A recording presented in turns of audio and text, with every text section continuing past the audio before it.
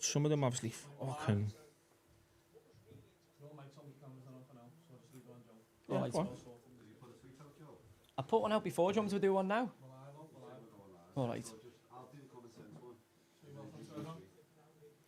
Welcome to everybody. Join us Monday. Palace versus Chelsea.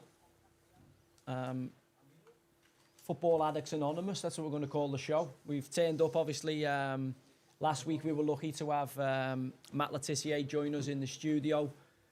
Matt was recording the podcast with us and obviously stayed on then to do the Brentford and Man City game, so it was a real bonus. We're going to try and get people in the studio on a Monday or a Sunday because we feel that's a bit of better interaction and maybe play with getting multiple people as well at some point in the future. Today, Cambo's going to sit with me. Mark Campbell grew up playing footy together. He's a Liverpudlian for the sins. So we've had a constant bit of back and forth over that. And we're going to go through obviously the game tonight and some of the big talking points from the world of football the weekend. Obviously Josh and Noah are in the background, Josh Wilson, Noah Robson, who are having themselves as decent level amateur stroke Sunday level players. So they have got a strong football opinion. As I say, one blue there with our Josh and Noah's unfortunately a Liverpudlian. Thanks for joining us. As I say, I think the lads are going to look at all the interaction, the comments for questions. So if anybody's, as we get into that stage, once the game kicks off, anyone's got any questions,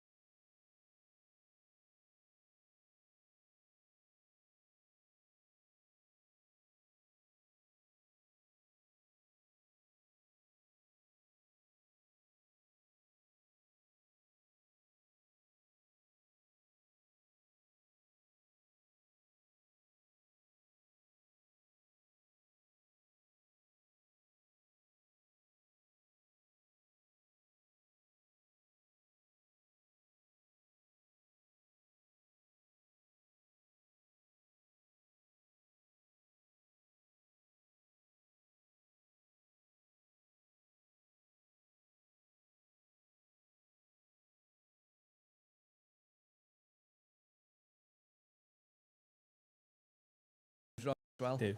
But it's the stuff like, and I hate to be you know how much we back and forth over football, but it's the stuff that is the real nuances of the game that are completely missed. The commentators, if they haven't played, they just don't have that experience to see it. You're right. So where Matt said last week about having an ex-pro in VAR to spot the dark arts, that was a prime example with Ben Godfrey. I mean, VAR come back and went, only Ben Godfrey will know if he meant that. Well, he did mean it. He's meant to kick him. Know what I mean? But one of them with VAR have said, we don't know whether it was on purpose or not. So someone sitting in the VAR next to one of the buffs. It didn't make it onto Match of the Day either. I've stopped watching Match of the Day, if I'm honest. I don't really watch it anymore unless, I catch it on the Sunday morning. I wouldn't, I used to build my weekend around Match of the Day. I have since being a kid. But now I'm like, and a prime example being, they actually didn't show. Yeah, I didn't watch myself. And make a big talking point of it. Did you see the Man United game, Casemiro incident? I've seen clips of the United game, but obviously being a Liverpool fan, I tried to stay away from anything United. But I seen the Sunday game. I seen the Casemiro. I was out with the with the missus doing family duties, wasn't I? A big Chinese New Year, it was, wasn't it? So. Chinese New Year, yeah. A couple of people already in the chat room asking about the two decisions at Kenilworth Road. Did you see the Luton game? No.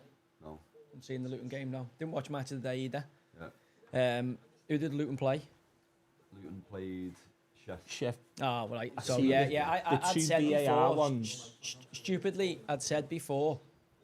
I think it's from 12th position in the Premier League. down. I think 12th at Bournemouth, 12th, and then down to 18th, which is Everton. Yeah. I think all those teams are fighting for one place because I Yeah. think Burnley, and I hate to say because everyone knows how much I love Burnley, one of my former clubs, but I think Burnley and seeing, I just think they're a bit too open to stay up, and Sheffield United I just don't think are going to have enough to stay up, and then I think it's Everton or Luton probably looking most likely now, but there's a couple of clubs just above there. Palace tonight, I think need to start getting results. If not, you know, seeing Roy on the TV before the game there, and he spoke so well, and I've got so much admiration for Roy. You know, I've done 5 years managing, and he's 905 years in. So I can't imagine, you know, the knowledge he's got, you know, the composure under pressure. And I thought the way he handled the press conference there on Monday Night Footy was superb. I mean, obviously, Liverpool fan, Roy Hodgson was our manager. He just wasn't a fit. He wasn't a fit at Liverpool. But, I mean, Liverpool fans do give him down the banks a lot. But you've got to tip your hat at him and say, geez, what a career. And he's underestimated. How many languages? Did he 7 sign languages. Suarez? No. Kenny Dalglish signed Suarez? Kenny Dalglish signed Suarez, yeah. Royce, remember that big picture? Who's Roy? Which players would be synonymous with, like Konchesky? I remember from the Roy Hodgson era. Konchesky, yeah, but to be fair to Roy, when he signed him, he was doing all right. Konchesky, he wasn't like, it wouldn't say, what we signed him for. It was like, yeah, I can see that. It was Joe Cole. Did Joe Cole come through under Roy? He did, didn't he? Yeah, Joe Cole. I remember being really underwhelmed by. Joe Cole was the one I was excited about, but he was just. Yeah, never happened for Joe Cole. He said after it, I knew I was finished, and I just went to Anfield kind of thing. Never really happened for Joe Cole. So we'll talk about tonight's game before we get into it, and then obviously there's a few things we can scoot through from the weekend. Obviously, I think the biggest talking point will be Sebastian Haller, obviously scoring the win in the African Nations Cup last night in terms of football and stories from the weekend. I thought it was a great weekend of sport, but in terms of football and stories from... I was just having a look there, I think 2000 and... what year was it? Wasn't that long ago? I had a look there. 2000 and... He went to Dortmund, didn't he? Haller had cancer, I think 2018, 19, was he? Yeah, something around there. And then to score, obviously, and it was a great goal. If you watch it, if you watch the goal back, yeah, great run across the defender. Nigeria were playing a back five at the time, so Ivory Coast had a lot of the ball, and classical centre forward movement, just darts across the front post, but he's still got loads to do. It's actually a really, really difficult finish with like the ball of his foot. It'd have been interesting. To have the conversation with him afterwards in terms of like it's a really low percentage I think to put it in the corner he does. So like it almost did feel like someone was watching over him. Do you know what I mean? So incredible story, and then compounded even more so by the fact that being the home nation. Imagine this happening in England or even in Europe really, but being the home nation in a championship big tournament. Losing 2 group games. He made it through as the third in the third place qualifier. They sacked the manager after they lost 4-0 to, I think, Equatorial Guinea. Yeah, I remember that. And then obviously went on to win the tournament. Do you know what I mean? And Nigeria, who they beat in the final, obviously beat them in the group stages. Yeah. And then I was shocked to see Max Gradel lifting the trophy. Max Gradel, wow. Who must have been the captain. And then was it Serge Aurier who's taken over? Is it Serge Aurier who took over as caretaker? Yeah, I think it was, wasn't it, Noah? Serge Aurier, yeah. And then I was laughing because the stadium was wide panning because Nigeria were in the lead. So like ex-Nigeria players from yesteryear, and had like Kanu. Kanu's looked exactly the same, except he's just got like his cheeks have got bigger. Looked like that helmet. And then obviously Drogba for Ivory Coast. Yeah. And Drogba's one of those players that nobody, I don't know whether it's well known this. Go on. But you've seen how bald he is now. He's completely bald. By all accounts, he was like, he had the full penalty spot and he just whipped it over. What? So actually underneath it, there's a couple who, I don't like, there's a couple, one who scored an unbelievable goal in the European Cup final against Liverpool. So Drogba's hair, he was like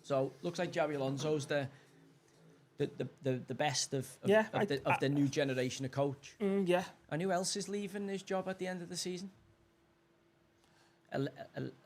Reportedly, Carlo Ancelotti at Real Madrid. Yeah, I don't think it with the Everton links. I don't get me wrong. Ancelotti's one of the greatest of all time. Whoa! This is how arrogant you are. See how arrogant you are. You've instantly gone to would Ancelotti take the Liverpool job? I'm saying would Real Madrid go for Xabi Alonso and pull rank on you? They could do. Because if he goes there with Mbappe going, and obviously you've already got. That's has he? Kiboshed your idea there, hasn't it? Well, that would. I'm looking at it going. Could he have gone because he's played for Real Madrid as well? Would they have been at there's rumours he's got the handshake, hasn't he, with Bayer Leverkusen over he could leave for Real Madrid or Liverpool. Okay. That's like it was rumoured it was in his contract. Then they come out and said nah, but it's kind of like a gentleman's handshake. So what was the thing with Carlo and Brazil? I thought he was making. I thought that as well. Or there was moves being made for Ancelotti to go and take Brazil. And then but there's a couple of big jobs coming up that it's like think December. So think of that front four. You've obviously got Rodrigo, Vinicius, Bellingham, and Mbappe. I said that. I don't think they need Mbappe. That Vinny Jr. for me watched him on the weekend. Outrageous. Yeah, he is good. Yeah, outrageous. Really good. And obviously they beat Girona. Girona had lost twice all season. Yeah, Girona. And they just beat them. They absolutely battered them. Girona, is Guardiola something to do with that? Know. I'm pretty sure his brother or there's been something to do with that for his Legio. I know, we'll find that. Guardiola, I'm sure Guardiola and his brother, there's something to do with Girona. Man City has something to do with Girona. But Girona, they've got that young kid for them looks good. Okay. What's his name? Silva, is it, on the left? Only 19, Brazilian kid. Do you know what? Since it's gone off Sky, I don't watch as much Spanish footy. Yeah, I don't watch as much. Yeah. His brother, who was his agent or something. Yeah. So Pep's got ties with the club, then obviously because it's his brother, isn't it? And Girona's the big cycling base, isn't it? It's where all the Tour de France cyclists live and train. So, yeah. So, but they're flying Girona, and for Real Madrid to do that to them. And I said, Rodrigo's playing the right. And you're talking about Real Madrid, yeah. But that's no, Girona having a great season, but you're talking about Real Madrid. I know, but you got it again, and this is why Ancelotti for me is arguably one of the greatest ever. Bellingham goes to Madrid and everyone goes, yeah, world class, superstar, will be the next. Who thought he was going to play 15 yards further forward and score all these goals as like a false 9, number 10 kind of role? No one. No one had the clue. But Ancelotti saw something in him and gone, I can put you there, and you're going to score 16 goals in 21 games. Not only has he managed some of the best, your Kakas, who've kind of been their goal-scoring midfielder. Joe. He's also had, as a player, you Rudolfsson when he was at AC Milan. You know, he'd have played with that type. Yeah, you know, so when you see that. Jude move, that kind of running. Powerful he can play anywhere, really, couldn't he? Yeah. But obviously, I think adding those goals this season, I think it's outrageous. taking to Real Madrid in that stage like a duck to water. I mean, I think he could be our best. I was talking with Tony Bellew about this. I think he could well be our best we've ever produced with a bit of luck, obviously. No one would argue against that, would they? Haven't Adidas just going to trademark his celebration or something? Are they like the Beckham one? Oh, right, why not? Yeah, he's going to do well, isn't he? How hard did you actually hit Alonso at Anfield? I was there. Today it's a red card. I think in the modern game it's a red card. Or is it blue? I think it was only a yellow. Honestly, I do. It didn't really make that much of a difference to me because I knew the painkillers had worn off and I'd had a fractured bone in my foot that I decided to play through. I thought I could get away with, and I couldn't. And there was only 3 or 4 games left in the season, and I knew during the course that second half that the minute I stopped running and the adrenaline dropped out my system and my season was over. So I think it's Phil Dowd who sends me off. I think it's the crowd and the reaction, and obviously Xabi jumping up and the state of the game. We were 3-0 down and I've just lamped them. I thought I could kind of save a yellow card till late and just I thought we're getting beat 3-0. I might as well clip him. And it's a yellow card. It's not a red card. It's not that bad of a tackle. Yeah, I didn't think that at the time. Like, I was up screaming. But my reputation preceded me there, and obviously being at Anfield, it's like it. But that was your job that game, just to stop him. No, we were. he was our player. Yeah, he you was had to get to. He was You our. had to get to him. You had to get in and around him, stop him playing. and then You stopped us. he went deep, jabby, and got first receiver and got you playing, and that allowed Stevie to gallop on. Yeah, to go forward. So if you stop there, you stop that. So that's your job, because that would just stop him doing that, and then that'll stop him doing that as a byproduct of doing that. People forget it. He didn't have an enormous physicality, Jabby Alonso. He didn't have a great engine in terms of he wouldn't run away from you. But his range of passing, like he had. I've said this before about Alonso, and people have said, "Oh, you're talking absolutely crap." But if you remember what Paul Scholes' influence on the United team, where he did have a great engine, he wasn't quick, he wouldn't get away from it. And Alonso was that for that Liverpool team, but just with worse players around. He's you a know lot what I mean? bigger than Scholes, isn't he? Like he must be about 6'2". That's what I'm saying. But where Scholes, he was like, he wasn't quick. Scholes, he couldn't tackle. He was awful. Alonso wasn't the best tackler. Alonso wasn't quick. Couldn't dribble past the man. Wasn't great 50-50. They both had similarities but you stopped them two playing. And you stop that team. Well, it's a thing the same with Pirlo. When you go through Pirlo and look at him, like people think you need to have all the attributes to be like the best players, but you don't. You need to have really good attributes in really good places. Yeah. Bellingham 16 goals from 3 assists and 3 assists in 21 games. It's crazy to think of his age as well. Isn't it? Like I know you'd have to like I didn't make my debut till I was 20. Like, and I'm just looking at him, just like, what is he? He's just a phenomenon, isn't he? But you didn't grow till you was... No, I get it. I think his brother's a hell of a player. I think his brother's going to be a really good player, Joe. Not much, no. He's going to be a really... Yeah, I've seen a bit of him, obviously, when you catch the championship games. I think it's hard, obviously, because Jude Bellingham's obviously elite amongst the elite. But I think his younger brother's a hell of a player as well. I think he's going to be a really good player. But I think the way you're seeing Rooney at young age look like a man. Yeah, I think Bellingham's got that straight where you look at him, you think he's a bit. I know what you mean, size-wise, but he just looks man. He just looks. You wouldn't say, well, 19, 20. Is he 19? Is he? How old's Bellingham now? 20, is he? Just turned 20, has he? So just 20. He's just. You'd say he's 26, 27. He's still quite baby faced, though. I know what you mean. He's good looking lad. Then no, but I'm saying he's quite baby faced. He's big. I think Rooney had like a beard that he was quite grizzled at a young age. Rooney. Yeah, but I think Rooney's. It's just the physicality of when Rooney looked at like 16, 17, he looked like he was 22, 23. So them players, the longevity of them, and we hope Bellingham lasts longer than Rooney did, if you know what I mean.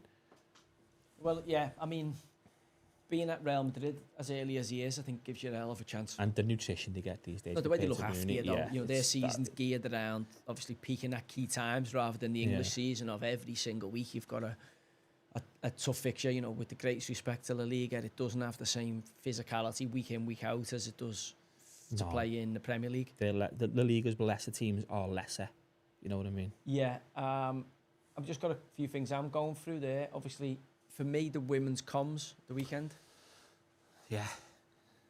Like, I hate to say it, but what my view on it, and I think the reason why I look at it as like this, your view on the women's comms, you spot the mistakes what the normal fella doesn't, and it winds you up because you think that's not right, you shouldn't be saying that. And for me, I'm like, just bypass me. It's like a singer. No, if a singer's looking at the singer and he does a bum note, I won't notice it. But this pro singer will. I'm like, I can't believe she should. But this is like bad karaoke. This no, that's what I'm saying. Real bad karaoke. No, like that's what. That's it's like they're singing the wrong words the wrong song. With the wrong context. At the wrong pitch, in the wrong zone. In the wrong theatre. Just like, and they're going unchecked. Yeah. And it's dragging down the other members of the band. Because they're not going to pull them. Because the other members of the band are too scared to pull them. Yeah. Or don't know. Yeah. And that's where you need the expertise of the singer gets up. The drummer can still carry on drumming, but no one's come to listen to the drum solo. The drum, they've come to listen to the words and the drum solo. Yeah. And the drum solo only works if the words were all right in the song. But because your level of knowledge that the game's there, it's like it winds you up because you're like, you shouldn't be saying that. No, honestly, some of them stuff's wind me up as well. Well, it annoys you. So there's a couple of reasons it annoys me in terms of I like to see the best person for the job in the job. Yeah. If I get on the bus, I want to see the best bus driver. Yeah. Get on a plane, I want the best pilot. If I go for heart surgery, I want the best surgeon. So you want the best person for the job. Secondly, then there's somebody out there who is capable who's not getting an opportunity because somebody who is clearly not capable or competent is in situ and cannot be removed because there's no standard of performance. It's just this vortex of nonsense. Yeah. No. Now, there's fellas out there, and I'm not just saying it's just the women, but the women, for me, don't have any credibility in the men's game. So there's fellas out there who are terrible, who are not fantastic pitch, you know, all the things I've mentioned about any of the women commentators. But they've actually played the men's game and they have credibility in the men's game. And as much as I go, it's just a different opinion, and that's their opinion, and I know that they've sampled the game in order to give that opinion. So I have to go, you know what, that's their opinion. The problem you've got with the women players is, I mean, just watch any women's footy. I mean, I've watched a bit of the Women's Champions League, the women's thing, and it's fantastic for women's football. Yeah. But comparatively, what tier of men's football is it? So the Women's Champions League or the WSL, what tier of men's football is that? So if the conference, so we got Premier League's tier 1, because it's the Premier League, Championship tier 2, tier 3, League 1, 4, obviously what League 2. What would you say, honestly? The conference is tier 5, and we have to say that's where the pros and the non-league, because you've got a few full-time teams in the conference and a few, obviously, part-time teams. After that, you're getting into the kind of Northern Prem, and you're getting more part-time. And then, obviously... But what would you say, hand on heart, the WSL in our football pyramid is? I don't think there's a league for them. I just don't know where they'd play. Like, say you let's say Conference North or something. Let's say the best women's footballer. No. Where does she play? So like Sam Kerr, the girl of Chelsea, the Australian girl. Yeah. Could she play in the conference? I don't think so. No. I don't think she's going to get a kick. No. So then you go and can she go to say a Marine or a Warrington Rylands or can she go and play it? Surely. No. Always could play it. Surely. I don't know. It's a big shout, that, isn't it? So then you get into the Sunday, because I'm going, all right, well, say they can't play on a Saturday.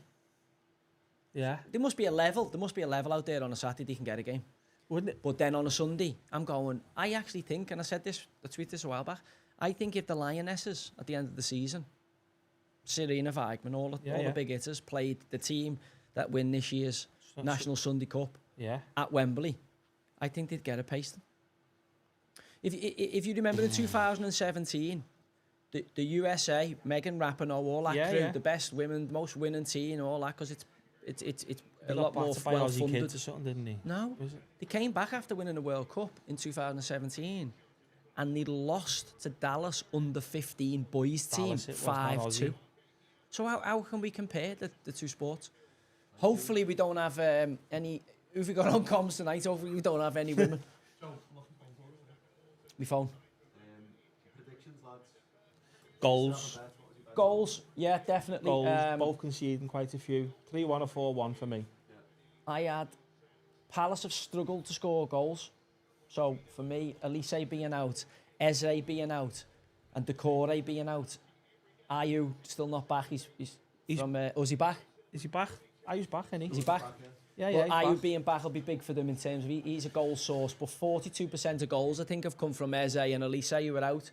So that little bit of X factor. I think Chelsea got the tail up. Chelsea have conceded. Jackson had his best game for me last game against Villa. I thought he was really good. He's done great, hasn't he? Cole Palmer. He's been the best player this season. I mean, for me, Palmer and Gallagher have been Chelsea's two best players this season. I think it's nuts, the rumours about Are you happy you never got Caicedo? But you know what? I've said this conversation. I think he'd be a different player at Liverpool. I think he's gone to a Chelsea team. And he already had the relationship with McAllister. Anyway, yeah. I think he'd have settled better at Liverpool. So I don't think we'd have seen this Caicedo at Liverpool. No chance. I think it'd have been far better. This is a big one tonight. Yeah, it'd be interesting to see how this kid does. Yeah. 22 mil from Blackburn, Wharton. I like him. Good size. I didn't watch much of him at Blackburn. Just seen little clips, but he looks like a player. Thiago Silva's back in. I just think he's been. Look at that, Conor Gallagher. Possession one first. Possession one final third first. Tackles first. Interceptions first. And they're talking of selling him. Yeah, he was linked with Newcastle heavy, weren't he, in the summer? I just can't get to stop. I live with Everton as well. Wasn't it with Everton? Is he captain? Gosh. Who's captain? Was he not captain? Was he not captain for the... I thought he was El Capitano. Roy Hodgson, mate. I think Pochettino's media personality and the fact that he's well thought of by a lot of the big media outlets has bought him more time. Remember the the pressure Potter was under having a dodgy start. I also think FFP probably bought him more time because they can't afford to sack him. That's the thing, though. They still haven't got. I know Jackson was kind of brought in with that 9-year contract. No. Oh, with that number 9 position in mind. Yeah, but it looks like they're playing Cole Palmer through the middle tonight. Where Cole Palmer come in as that wide forward. Kind of, inside forward. And they haven't got that recognised 9, have they? And they need it. And they're looking like, well, what you're reading in the media is they've got to sell to buy because they're going to come under FFPs or the profitability. They've got to. It's impossible not to. Spent £1 billion over the £1 billion. It's you look at the numbers they've spent. They're going to come unstuck soon, so they've got to sell. But who are they going to sell? They've got about 500 players, so yeah. But it'd be like, so you could tell they've got another team behind this team. Yeah. Who's out on loan as well? They've got some good players out on loan who were doing well. Who was that? Was it that kid for I seen Chelsea loan player today, I forgot. But you can bring the old loan players back and don't sell them. I like that centre half of Palace though, the big Anderson is his name. I think he's not a bad little player. He's good on the ball, good in the air, strong. I don't think he'll be at these much longer. Was he at Fulham before? You have a season at Fulham? Was he at Fulham? I don't know. Fulham. He was at Fulham, wasn't he? He was definitely at Fulham. Anderson. He was at Fulham. For Palace. He was at Fulham. Fulham went down, and I think Palace signed him. Yeah, he's done really well for Palace. Like when they played those earlier. The footballer. He's the one who Anderson's the one who Darwin Núñez headbutted, wasn't it, in his first game? Remember? Idiot. Yeah, at Anfield. Yeah. Yeah. I think Chilwell being back for them's key. Sorry, no. Yeah, I think this is going to be. I can see Palace sneaking one, but I think this is going to be a Chelsea win, comfy win. Chelsea have won. I think they had 12 out of the last 20 games, so they haven't been as bad. No, I know there's been a lot of championship games in there in terms of the cup, but in all the games they have managed to find ways of winning. But they are conceding as well. The past half a dozen games, they're conceding goals. Yeah, like these conceded. Well, I think that honestly, I think the keeper, obviously this boy here is not the first choice keeper. Sanchez never really commanded it. Chilwell's had a load of games out. Badashile out. Thiago Silva's. Reece James is out. Not getting any younger. James never seems to be consistently fit. That was a mad shout off Reece James by his sister, wasn't it? That she'd start for some Premier League teams. Who said that? Reece James. He never. He did. No, he's just showing his sister a bit of love yeah, there. But he said it publicly. He can't really have been serious. Listen, Reece James, find that quote. That can't be serious. Can't be serious. Reece James about his sister starting for some Premier League teams. Find that quote. Honestly. No, that can't be serious. She doesn't look like a football player, Reece James' sister. She's obviously a good player though, isn't she? She's a woman. She can hit a ball. I've seen her, she can hit a ball. But she does look like a footy player. She's better than you. Well, what was that? Better than you. She's bigger than me. Well, I don't know. She's better than you. I'd definitely Megadon. I can't. No, he can't have said it with a straight face. He can't have been serious. He said that with a straight face. Can't find that quote. Just let me find that quote. Promise you. I'm not having that. I'm not having that. 1 second, I'm going to find this quote because it's going to do me head in. I thought you knew about that. The forum saying Martin Campbell here that he did say it. Did he? Yeah. That's gone, yeah. See, they're the type of opinions that need checking. That's what I need to be made aware of. What's the question? Is Lauren James good enough for Lauren Everton? James, in my opinion, couldn't play in the Premier League. No, he said She can't play in the Premier League. No chance. I swear to you, fine. Someone linked that quote, and he was being dead. Does she play right midfield, left midfield? She's midfield. Yeah, she's midfielder. Yeah, winger. No chance. I want like a crack off it, though. You know. I know, but there's just like the physicality is just on a different plane. You're probably right. He's probably bigger than his sister. Do you know what? I'd actually love to see that. I'd love to see that because if I'm wrong, I need to see that. That's one of them things that it's like one of those things you need to see happen to go, do you know what, I have absolutely no clue what I'm on about. It's hard because I didn't think that was possible. When you look at this, yeah, if Reece James, if Lauren James is playing in this game, in a simple game where a team's dominating, all she got to do is receive it and give it. Just receive it and give it, and she move. This is what I don't think. So this is what you're missing here, right? You don't realise how fast that's moving. You don't realise how fast that's moving. Yeah, I agree. I don't. Right? And until this is my big thing with the women commentators, until they've actually stood in there, you just haven't got you can't comprehend how quick and how quick players close space down and passing angles down. Until you're in there. I just think your touch at this level has got to be impeccable because you get closed down like that. So you've got to know your second touch before you receive your first touch. And can women do that? No, because you watch women's football, touch it, they get stuck on the feet, they turn out, and it's some of them really good. But it's no, even like me, my daughter went to watch the Liverpool women's game, and I've took her to Anfield, and she come back and says, "How was it, Harsh?" She went, "I wasn't the best, Dad." So I was just like, okay, yeah. So even my daughter, who's 10, she's telling me... It's not going to be, is it? It wasn't. Like, she's been to Manfield and watched Liverpool. She's watched Salad and watched them, and she went to watch Liverpool. And she went, no, it wasn't the best, It's just a different type of football. It's the same way... It's the same way women's golf and men's golf are a different type of golf. It's golf, but it's like a different type of golf. Yeah. Well, did you see that? What's the name? What he said the other week? What's his name? Kim Kardashian's stepdad. What's his name? Bruce Jenner. Bruce Jenner. Caitlyn Jenner. Caitlyn Jenner. Bruce. Caitlyn. Well, yeah. Anyway, but he said about the golf. He said the women were asking him, so come and play in our tournaments. No, he said, yeah. He'd just be kind to them and say, yeah. He said, I can't play in the tournaments because I hit it 100 yards further, didn't I? And he was an Olympic athlete as well. So, but that's the thing, isn't it? And then obviously the woman golfer one. I don't mean to digress here, but like I just would really. As you said, find it fascinating to watch. It'd be good to watch a woman in a men's team. That's what I mean. I don't get why they don't. If Dallas boys under 15 snotted a good ball, snotted USA World Cup winning USA. Yeah. In the aftermath of the 2016-2017 season, how can they? Like I'm like they're boys who are probably just coming into puberty, coming into like... You get some big 15-year-olds, but as a whole, they're not men. Even bigger 18-year-olds. That's what I'm saying, they're not men at that age. You get even bigger under 21s and under 23s. So that's before the men. So I can't imagine how she's going to compete against the men. Like, I just think that might have been a throwaway comment. Hey, listen, if he's out there, he's injured, he's not doing anything. If he wants to come and debate that, I'll happily have a chat with Reece about that. It's hard to debate. Show him the error of his ways. It's hard to debate because it's two opinions until it's actually physically done.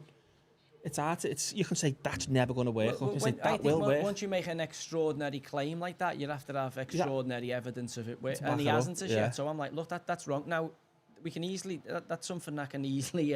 easily be done, yeah. But in time, you're thinking, surely at some point there's going to be a girl player good enough to play in the men's game. No, at no point in the future, even with science and evolution and all, the way things are going, and all that. We're all going to be one gender in 50 years. So you won't even know who's who. So I'm talking about like an XX, not an XY. Yeah, you know what I mean. But I think. I don't ever think you'll see a female playing the top flight consistently, have a career. You might get someone who gets a couple of games. Will we ever see as a DEI? Will we ever see experiment? Will we ever see a male playing the WS though? Yeah, I don't think you're going to have to wait long for that. No, I don't think so. Well, either. It depends how far. Haven't they got to be like off the testosterone for 12 months or something? So that's not much. I would imagine that's not much. But then that's where my opinion is. Like obviously so women. Dangerous. It's if you get smashed by one of them, if you get tackled by a man, it's so dangerous. But not just that. You got to protect their game as well. Swimming and golf. You know, I seen the one for boxing a few weeks back, and I'm like. Wow, that's not good. Yeah, MMA, I wouldn't imagine it's good. Rugby, I wouldn't imagine it's good. I seen a rugby league tackle the other day. Some Islander playing in. I seen that, the big kid. In the southern... He didn't go. He just stood still. Yeah, and he almost like tackled the girl. He just stood still, and luckily didn't plant it into the floor. I think she got whiplash after. But that's what I'm saying. I think they're really dangerous. Yeah, no, yes. Football the same because the velocity and the impact in terms of the tackles. You've got to protect the women in that aspect of their game as well. But you can see what I'm saying to you though about like a swimmer, because you're just swimming in your lane. It's wrong, but it's less dangerous. And a golfer, you're just hitting your shot. Yeah. Whereas in Physical boxing contact sports, yeah, you can't do it. Say rugby, football, I just think that it's just really, really dangerous. And it must be frustrating for a woman. It's hard enough probably beating the best women, and then now you've got to beat some shite men who want to compete against women. It must be like, I can't believe more women aren't up in arms. When I see women defending this trans position in female sports, I'm just like, what's going on here? How can you say, that's fine for them to compete against them and win the medals? Like, I just don't get how you can say that. The way you spin it back is like, I think you've said it before, is would you be happy if your daughter was competing against a biological male? You shouldn't even have to say that. You shouldn't have to say biological. I know. It's just male and female. Yeah, I know. Okay. But you know what I'm saying? Would you be, if they're going to go around saying, they should be able to compete, would you be? I wouldn't be happy if my daughter was no, they can't. They can't. It's not up for debate. Not happening. It's not up for debate. Joe, they can't. It's not up for debate. There's a quote in the forum where someone says, women's ACLs keep going, no way they can ever play and train to the intensity in the men's game. Yeah, so there's a big thing about the biomechanics, isn't there, in terms of because the hips. Again, I'm not a doctor or a scientist, in terms of like, but you know what people like. But from what I gather, the way the hips align with the knees, because of the childbirth. Yeah, it's great. It's slightly varies the way load and force goes through some of your knee tendons and gives you a higher probability of ACLs and kind other of injuries, knee joints. Yeah. Do you reckon Thiago was a woman? I said that, didn't I? You on the noise up here. I said that in France, and I'd get done for that now, wouldn't I? Called him a ladyboy. No, I'm about Thiago for Liverpool. Oh, I'm about the way Thiago he's Silva. injured all these injuries. He's got women's hips. He came on. Why did you call him a ladyboy, Joe? Because I think he looks a bit like one. Why did it begin though? It started for some bizarre reason. I seen in Thailand. I seen this as a massive compliment. We were going for the league with PSG for when Thiago Ancelotti and Ibrahimovic and I had just got there, and for some reason, in about 3 weeks before we played them, Thiago done an interview in the French papers and spoke about the Englishman in Marseille, just like someone who, this Englishman in Marseille or something like that.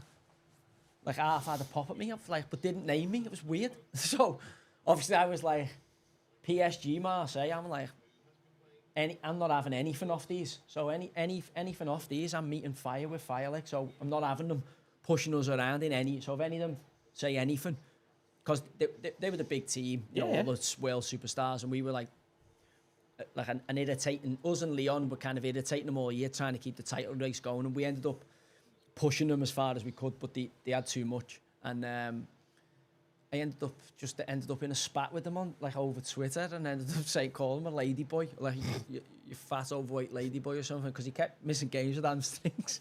And I got one game suspended in France for borderline homophobic, kind of words, and I was like, no, I wasn't just saying he looks a bit like one. I wasn't saying he is one.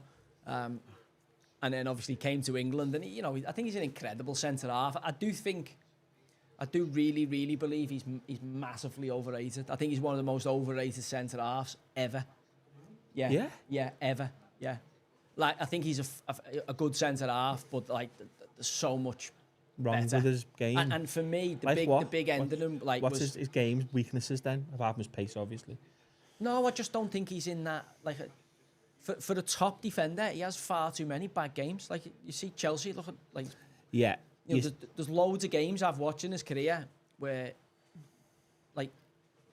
he's been a major part of why things have gone wrong defensively. I think John Terry's well better than him. Oh, John, that's you not said even to me, a question. Do you want Thiago Silva or John Terry? I'm saying John Terry every day. John Terry's arguably the best in the Premier League. But you never hear John Terry spoken about as I know what you mean. Thiago Silva for some reason. But in terms of being a defender, it's like you spoke earlier on about Puyol.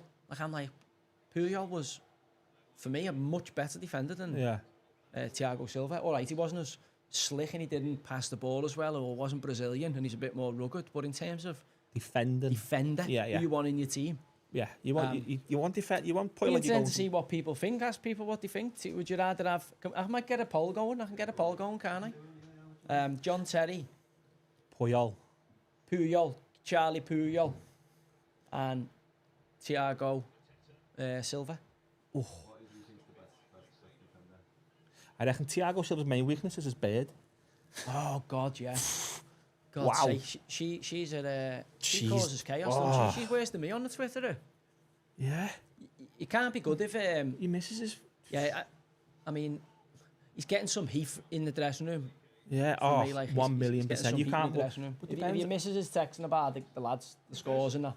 Thiago Silva's missus has texted a few times and obviously saying it's like, is that the end of the pot or something? What did she say? He said he got dropped next game, didn't he? He got dropped after she tweeted it. Said something like, that's it, move on or something. Asked him what the quote was off Thiago Silva's. For us now. Thiago Silva's missus. What? Yeah, she's our graft there. Hasn't you?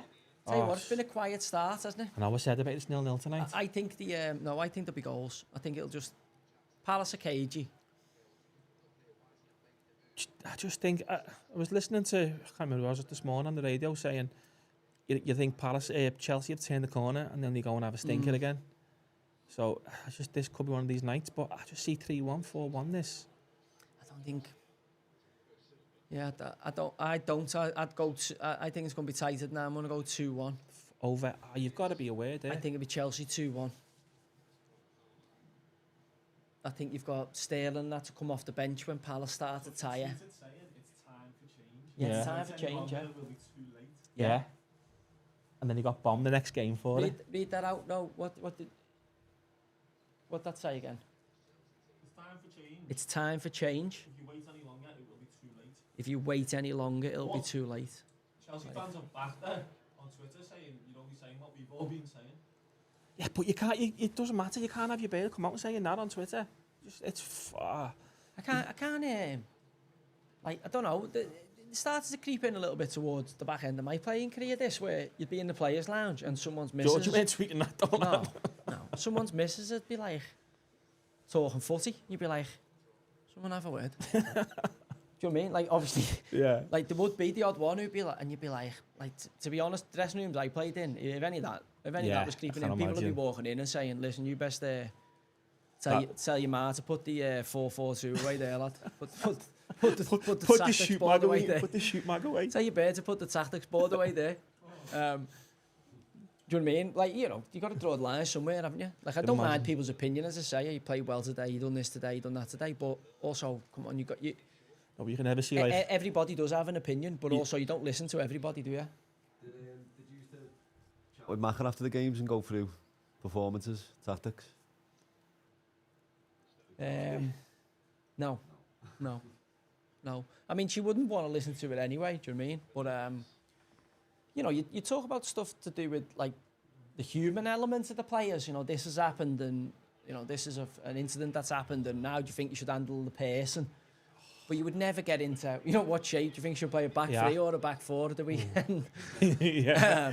You'd never be at that level, but you would talk about the human stuff with them, because sometimes, as I say, a woman's perspective, certainly, in certain departments is a lot better, a lot more beneficial than ours. Yeah, 100%.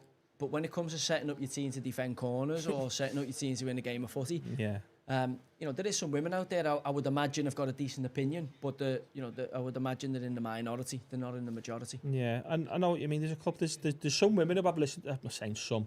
What's her name? Emma Hayes from. Well, this is the thing that gets me. I know. I've listened to it. I do like. Right. This is the thing that gets me, Josh, and you can put this as another one you can put out for people who are tuning in. When I seen Thiago Silva's missus put that tweet out, and I thought, oh God. Your most experienced man in your dressing room. You don't need his beard 2-footing you after a tough result. You just the last thing the dressing room needs, especially someone with Thiago Silva's experience and obviously credibility in the game. In the and team. The fact that Poch has played them quite a bit. In terms of it being a really young team, he's kind of been the player in there. to give them that experience. And for me, you know, the last thing you need as a manager is That. someone from inside attacking you. You know, it's bad enough when the whole world's attacking you, you know, because every other club wants you to fail. Ooh. But when your most experienced player's wife's doing that, it's Yeah, it's not good. absolutely awful. Oh, we are. Oh. Just on the last poll, John Terry obviously Gets the nod. Easy. the winning vote. Carlos Puel second, but Silva was barely touched in the poll. What did you? The guy that was best, who was the best defender out of these. Oh, all right. Yeah, all right. And then the other one I was going to say was obviously when that tweet went out, and everybody always says, and I do think she speaks really well, Emma Hayes. I've met her a couple of times. I do think she speaks well. Does, yeah. But I do think it'll be an absolute... I can't imagine any serious player. So if she was, you know, let's say, for instance, Pochettino's goes on a nosedive from here, Palace beat them today 4-0, he has another couple of bad results, losing the League Cup finals to Liverpool quite heavily, all of a sudden, Todd Bowley's forced with, again, I don't like talking about managers losing the job, but hypothetical situation of he loses his job. Yeah. Would they not give it to Emma Hayes if she's been so good for the Chelsea women's team and she's this... Like, my finger there is, of course they wouldn't, because as good as Emma is for a woman, you know, and in the women's game, imagine you're Enzo Fernandez and Chelsea appoint... You just signed a 7-year deal and Chelsea appoints Emma Hayes. You're just like that. Monday morning, Yeah. I'm off. I'm going. What? I'm going. I'm not being coached by a woman with the... She's probably a brilliant women's coach. She's probably a lovely woman, but I'm off because I'm taking my career serious. I've come here to win trophies. I think... And imagine Roman Abramovich. He wouldn't do that. You wouldn't, but like, it wouldn't put it past me with these. They're American, they're woke, they fucked the job up massively since they got in there. They've spent gazillions. They're going to blow the club up in FFP by the look of it. Yeah. You've got players who aren't gelling on 7-8 year contracts. Abramovich was a winner. He turned them into winners. I know, Like- but I think, talking about Emma Hayes, probably Thiago Silva would recommend her. Doesn't mind being dominated by a woman now and again by the sounds of it, does Well, he? yeah, he might benefit, yeah. Might Well, benefit, Thiago Silva. yeah, you're always you always worry. You'd like to be a fly on the wall when he gets back from training. The lads have been on him heavy, and the manager's dropped you and pulled you in. Ah, no. And you're like, I'd love to be a fly on the wall if he comes in and goes, will you fucking stay off that fucking Twitter? Not a chance. He keeps his mouth shut around there, and you can just tell. He's Thiago Silva. I know, but you don't know. It's his bed. He keeps. come on. She wears the kecks. Promise you. No. I'm not having No that. chance. He's not having that. No, I'm telling you, if you're a Brazilian international, Nah, that's. you're the alpha. Nah, You're a centre-half Brazilian international. I'm telling you, you're the alpha in that. He's got to be. If he goes back to Brazil, he must be. I'd say you don't know Top- what his personality. There's top five. There's others what I know his personality, but I mean, He to must me, be top 5 known Brazilian players. if you've got if your missus is out tweeting, No, currently. currently still playing. Only Neymar, and who's bigger than Thiago Silva? Neymar.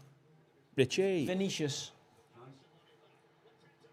Oh. I can see Palace doing it, you know, I swear. They, know they what are no wide Wednesday and open. Elise. Chelsea though. That's what I said before. They have a good game and then they fart it the next day. Then it's it's just. I mean, it's- look how open they are, though. That's bad, isn't it? Great play by Silva. I mean, they lose a throw-in, you know, on the edge of the box, pretty much. That's a standard throw-in. It looks like a little bit of a set-piece move. It's your midfielder coming in there, so you're thinking they've got a plan before you go in. Like, if you haven't got a plan there, yeah. and you're at Palace away, that ball comes into you on the edge of the box, you might as well hook that. But they haven't got a centre forward. You've got no Cole Palmer ain't going to win your header. Mudryk's not going to win you anything. And then Jackson, who's the bit of a centre forward who is playing out on the wide. Cole Palmer's been the head and shoulders player this season, but still, when you watch him now, you still see he's not a forward because he wants to. He's always coming. He's coming to get the ball rather than when he gets it. He doesn't want to spin the defender and go in behind, make them balls. He's always coming to get it. So they haven't got that runner. They haven't got that runner in between and in the middle. Sterling would give you that. Sterling would give you the bust. I mean, like the central runner. I mean, like a typical number 9 would play, like a Michael Owen on the shoulder, tippy tappy and running behind. That's what Chelsea need because they got. Listen, Enzo can play. I mean, that's we know that, and they've got players out wide. I should hope so for 105 million. I know, you think, what was that, 240 million for Caicedo and Enzo? Euro, so 200 million A lot of money, sterling. Like, I'm talking like, Wow. you want Roy Keane in his pomp and Zizou next to him. For me. For Nah, 240 million euro. you wouldn't get Zizou's left toenail for that, would you, really, let's be honest? Just shows you, though, like, when you think about buying, like, the best of the best. I know Fernandez, Enzo had won the World Cup, so you'd have to, you know, I'm not saying he's the best of the best yet, but, like, he's a World Cup winner. Caicedo, I'd had a couple of good seasons there. Do you think they only went for him because I thought he was outstanding. they just wanted to get anyone from Brighton, and obviously the Potter, they just were obsessed clearly with getting anything of Brightons? I think, they spent a few quid there, haven't they, Jesus? Liverpool were trying to get him as well. Well, Liverpool were trying to get him, but then... but how much did they give Brighton, Chelsea? How much did that Cucurella, what's his name at the left back? What's his name? Cucurella, 60 odd mil for him, didn't he? Paid 60 mil, 50 mil for him. That's ridiculous. I mean... And then how much did they pay Brighton for all the backroom staff and Potter and that? Yeah, that'll be in big money. Well, that's the thing, isn't it? If Roy goes, I would imagine Potter would be... Yeah. Yeah, I think Potter's in. It's a good run. Tell you what, good run. He's done well, this kid. Did he get him from Holland, Muchaleli? Yeah. How much did they pay for him? Was it from Holland? He was one of the cheaper ones. Matuke, is it? Matuke, Muchaleli or something, is it? Ukulele. Matuke cost. PSV, yeah, PSV.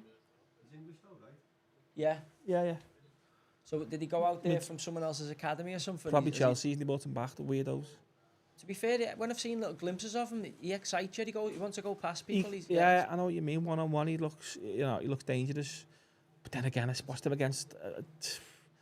he's hot and cold, but so was half Chelsea's team. It's hard to pick on someone that's like, he's big for them coming back.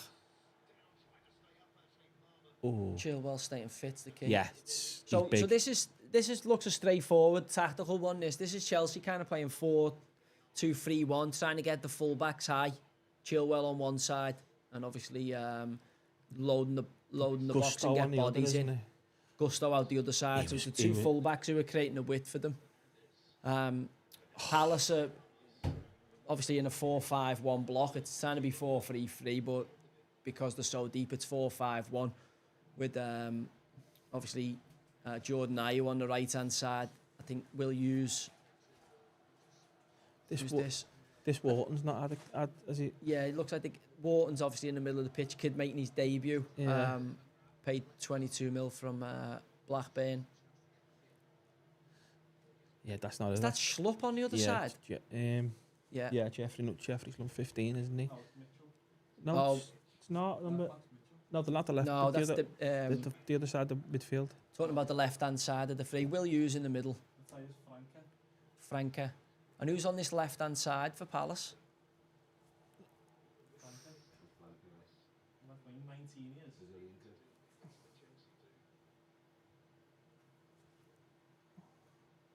Sure, I've just seen Schlupp playing there. The boy up front, Matete. Matete, yeah, he's... Works his nuts off, doesn't he, to be fair to him. He doesn't feel you like full of confidence he's going to get a load of goals, but he's one of them strikers that you don't mind playing with because he's honest as the day is long. What was are you like Marseille? Good goal scorer as a person. A little bit sulky. Like, I mean, he was very young when I was there. I think he was like 21, 22. Obviously, his dad was a great player. Yeah. Abidi Pele, and obviously Andre, his brother, was there as well, who's a good player. He's a good player. Jordan was a little bit younger, but he was really up and down. When he was hot, he was very hot. Like he clearly had a lot of talent, but he could get really upset and boil over and just be non-existent. And for him, it was finding that consistency. To be fair, I've been surprised at how well he's done in the Prem. Certainly. Just matured then, hasn't he? Just matured. Yeah. Playing out wide, I'm surprised because he does a lot of the, doesn't play through the middle where he likes playing. Obviously, you can tell that by the 9 on his back, but does a lot of that wide shift, Graveyard shift. Yeah, for a number 9 it is because, they do loads of stuff that they don't like doing. But I think he's adjusted to that really, really well. I do it's only because I see full, but the amount that he is still really, really poor over the shoulder, like that there. If you know, there's times he goes asleep, but that's just a striker in him. Well, if he was if he was any better, he wouldn't be there. Know what I mean? He wouldn't be at Palace if he was better than. What have I got here? Enzo Caicedo, we've touched on that. Badashile being out. Do you think? I was reading in the build-up. Do you think that's a blow? Is that the boy they took from Monaco? Yeah. This. Good question here, Joe. From the forum. Oh, Chance. sent him for the echo then. No. Oh, I should have done a better cross though. Do you think it's dodgy with Abramovich and the British government with his money being frozen? Yeah. Is it? No. Where is it? No one knows where it is. What's going on with it? Yeah. Oh, what a goal. What a goal. No, Jefferson, Lerma, the Bournemouth lad. 2 keepers aren't saving That's that who one. I was thinking was Jeffrey Schlupp. That's a great tip, by the way. You'd be fuming here over your Chelsea. Oh, yeah, it's such It's a cheap just typical transition, Chelsea, innit? A great game against Villa then. They haven't been in this really. They've had a bit loads of the ball, Go but on, they Roy haven't lad. had. What a strike that was.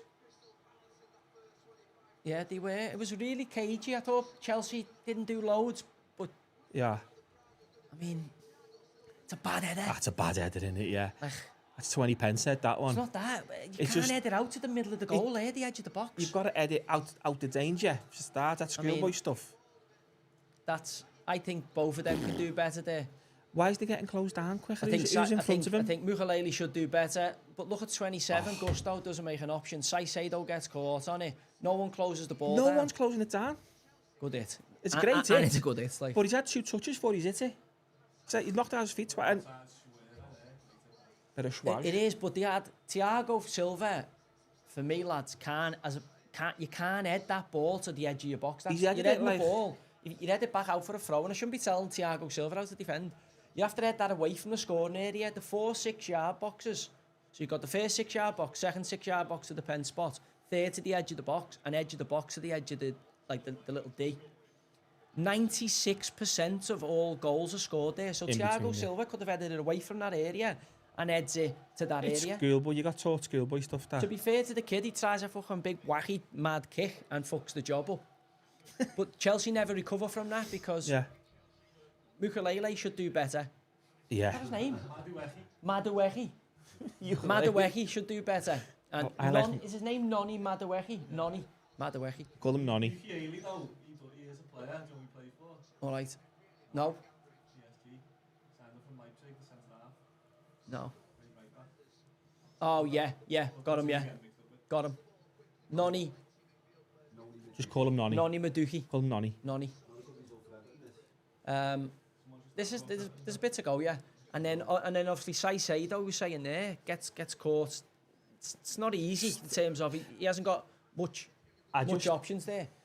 But this is where overplaying can kill you. I just because think that this what's wrong started- there with you're unsure. We always got taught if you're unsure and you don't know what's over your shoulder and it's bouncing around in the middle of the park, especially grounds like that, just hook it on and ask a question later.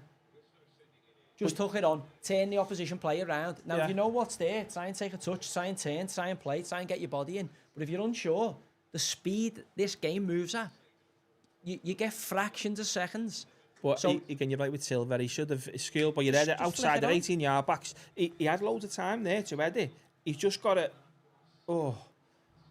He's got to execute the header better. I think. I don't think maybe not meant to head it back in the middle because he's not that stupid, is he? He's not that stupid. He gets He's in a really I think good I think he defensive must get position. that header wrong. Gets in a really good defensive position and then Yeah, heads it into wrong. a scoring area. All Well, right, it's one of the lower scoring areas. I think he's but got that wrong. It's still into a scoring area. Go on, lad. I think it was number 2 there. That was. Is this the young Brazilian they've signed, this França? Go on, Abramovich. What? Oh, no. Another injury. Oh, no. Is that Caicedo? Yeah, oh, it's just a kick. Be a kick. So what do you know about Abramovich? I was shocked in terms of I thought it was a really, really dangerous precedent when I saw it. I was like, oh my god, like it doesn't. I don't think that's the right message to send. I think all those clubs. I think Everton have suffered off the back of the oligarchs being sanctioned, and I don't know whether it's official or unofficial, about is it Usmanov, his involvement with Everton. But I think Everton's charges, and I'm not sure if that's connected to, but I wouldn't be surprised if that isn't in some form of fashion connected to the war in Ukraine. I would be surprised. Well, if you have a look at that link, there was an article in The Guardian last year, wasn't there, that don't know how true it is, because it was in The Guardian, whether it was... Guardian's fucked, in it, from what I hear. Is it, yeah? From what I hear. I Made up. But it was that Mashiri had his bank accounts took off him 12 months ago, 18 UK bank accounts took off him. Don't know how... Good, is it? Like, Everton are the only club that could have that amount of optimism. It's Everton. And then end up in the pickle where ended up. It's just Everton, isn't it? There's no such thing as that. Like when you think... But they always come out smell the roses. Man City, Newcastle, Chelsea, Blackburn, and Everton have had this chance and all this money spent. Ancelotti was our manager. Got the new ground getting built, and somehow we're on point deductions. Do you know what I mean? It's like, it could only happen to Everton. There was rumours, don't know how true this is, that when Steve Ward, is it Steve Ward, the old director of football from Leicester? Steve Walsh. So he was out trying to buy a centre mid, don't know which one it was, from Holland for Everton, and then Moshiri's turned up and gone, here's Wayne Rooney. I can go, what do you mean? I didn't, non-involvement in Moshiri's been buying. So you don't know how much that's true, but it's like, it wouldn't surprise you if Moshiri's, because by all accounts, it looks like he has absolutely screwed the club over in terms of his running of it. Moshiri has? Moshiri. What, bad business practice? Yeah. I mean, he's an accountant, isn't he? We've done some mad deals, didn't we? There was some mad deals. His trade, he is an accountant, but when you're an accountant in Russia for one of the largest companies in Russia, and Putin's your mate over there for that company, you can do what you want as an accountant. You can fudge anything, but you can't get away with it over here. You know what I mean? It's not something that you can get away with in this country. What you can get away with. I don't know loads about him. Is he an Iranian guy, isn't he? He's an Iranian guy, yeah. He was the finance director for USM. Was it? Right. It was the company called USM. That's Usmanov, isn't it? Usmanov's company. And he bought the money. He bought Everton through a dividend from USM. So it's Usmanov's. That's what the link was. So it's technically his company, Everton. Oh, so when he was even at because he was on Arsenal. He was on, yeah. So he resigned from Arsenal, went to buy Everton, but he paid for Everton via the dividend through USM. It's like it's all interlinked. So as you said, it does sound dodgy, it does, and you wouldn't surprise me if this is now all to do with that, with Everton. So how can Everton get charged twice in the same City with 115 charges are still yet to be? I think because Everton admitted to the charge, and City never. So Everton and Forest have now said, yeah, we hold our hands up, we're guilty. It's like, say, if you get charged with anything with the police, if you say you're not guilty, you go to trial. But if you say you're guilty, you just get your... Oh, where's the keeper? So I think that's what's happened there. We could have a very interesting guest on the podcast this week, Kieran Maguire. Yeah. You know, the... football finance guy. Yeah, he's going to come on because the Everton results of the appeal are going to be... Brought, what do we think? I can't see Everton getting any change. They don't usually... it'd be nice to get a couple of points back, but I can't see us getting any, can you? I think you'll get some suspended, that's just my opinion. But as I said, if that Kieran Maguire's coming on, he'll know more about anything than me. But he's good. With Everton's hearing this week, if you get someone who knows the onions on that, it'll be good not just for Ardents, but Everton fans to get some sort of clarity on the situation and what's going on, because you need to understand it a bit more, because obviously you do. It does seem really unfair on Everton and not Forest at the minute. I mean, I know there's teams who've had point deductions in the past, but again, even there, Chelsea, I think to take the football club off Abramovich, no matter what we think, I think he's been brilliant for our league. I think he was, if you're a Chelsea fan, obviously you're pot inclined there, but I think Abramovich has brought, as a fan of the Premier League, he's brought some of the best players ever and the best manager, arguably in Mourinho, of one of the clubs in this country to England. Paid loads of money to players, put Chelsea on the map in terms of on a world stage, and then they took the club off him. I just thought it was wrong. Do you think this government, as it stands now, would have done the same as Bojo on that back then? I just think it's wrong. That's what I'm saying. I'm not sure whether would have gone down the same route. I just don't know. And They'd have sanctioned. Well, obviously, that's how you punish.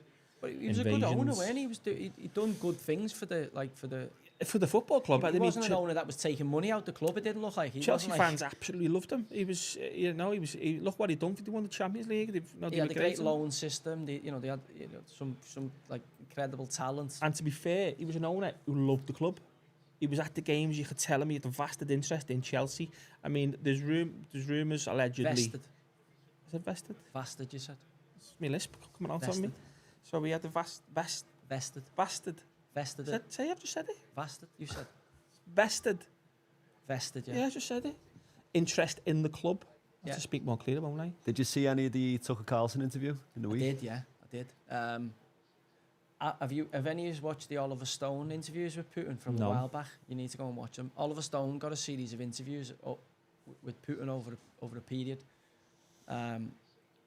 And they're good, really interesting. Tucker didn't get any more out of. He got a bit of an history lesson, which was interesting because if you want to try and knit it together, but Putin was basically saying Ruchnar was a Viking. He left that out, but I think he was a Viking. That was a Viking settlement. Yeah. And then obviously the rest of the history lesson he gave.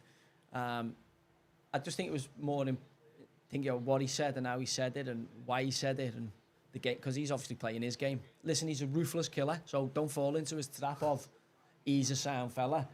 But I think to lead any major nation, I think you've got to be ruthless. That's my problem with our fellas. Fucking hell. Roland Rat couldn't fucking run a bath, never mind. He's just a mega rich. Oh, he's got him. That's a pen, that's close, that, if he's caught him. You never know with VAR. Like, you normally go, no chance, but like this might be slowed down, and he might have made a bit of contact with him here. The thing, what people are getting confused with VAR is just a human making another decision. That's what people think it's a computer system. It's not. Yeah, no, it's a human. Just a ref, It's another ref making the same bad decision and sat miles away. That's all it is. Well, don't forget he's bored, isn't he? So he might want to make a decision.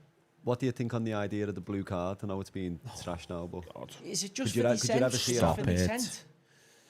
It's for dissent, and it's for a what foul did it say it was for? It was for a clinical foul, was it? Something like that. Professional foul. I don't. Is it cynical foul? That's not clinical. That's what I know. Cynical foul, was it? It's wait.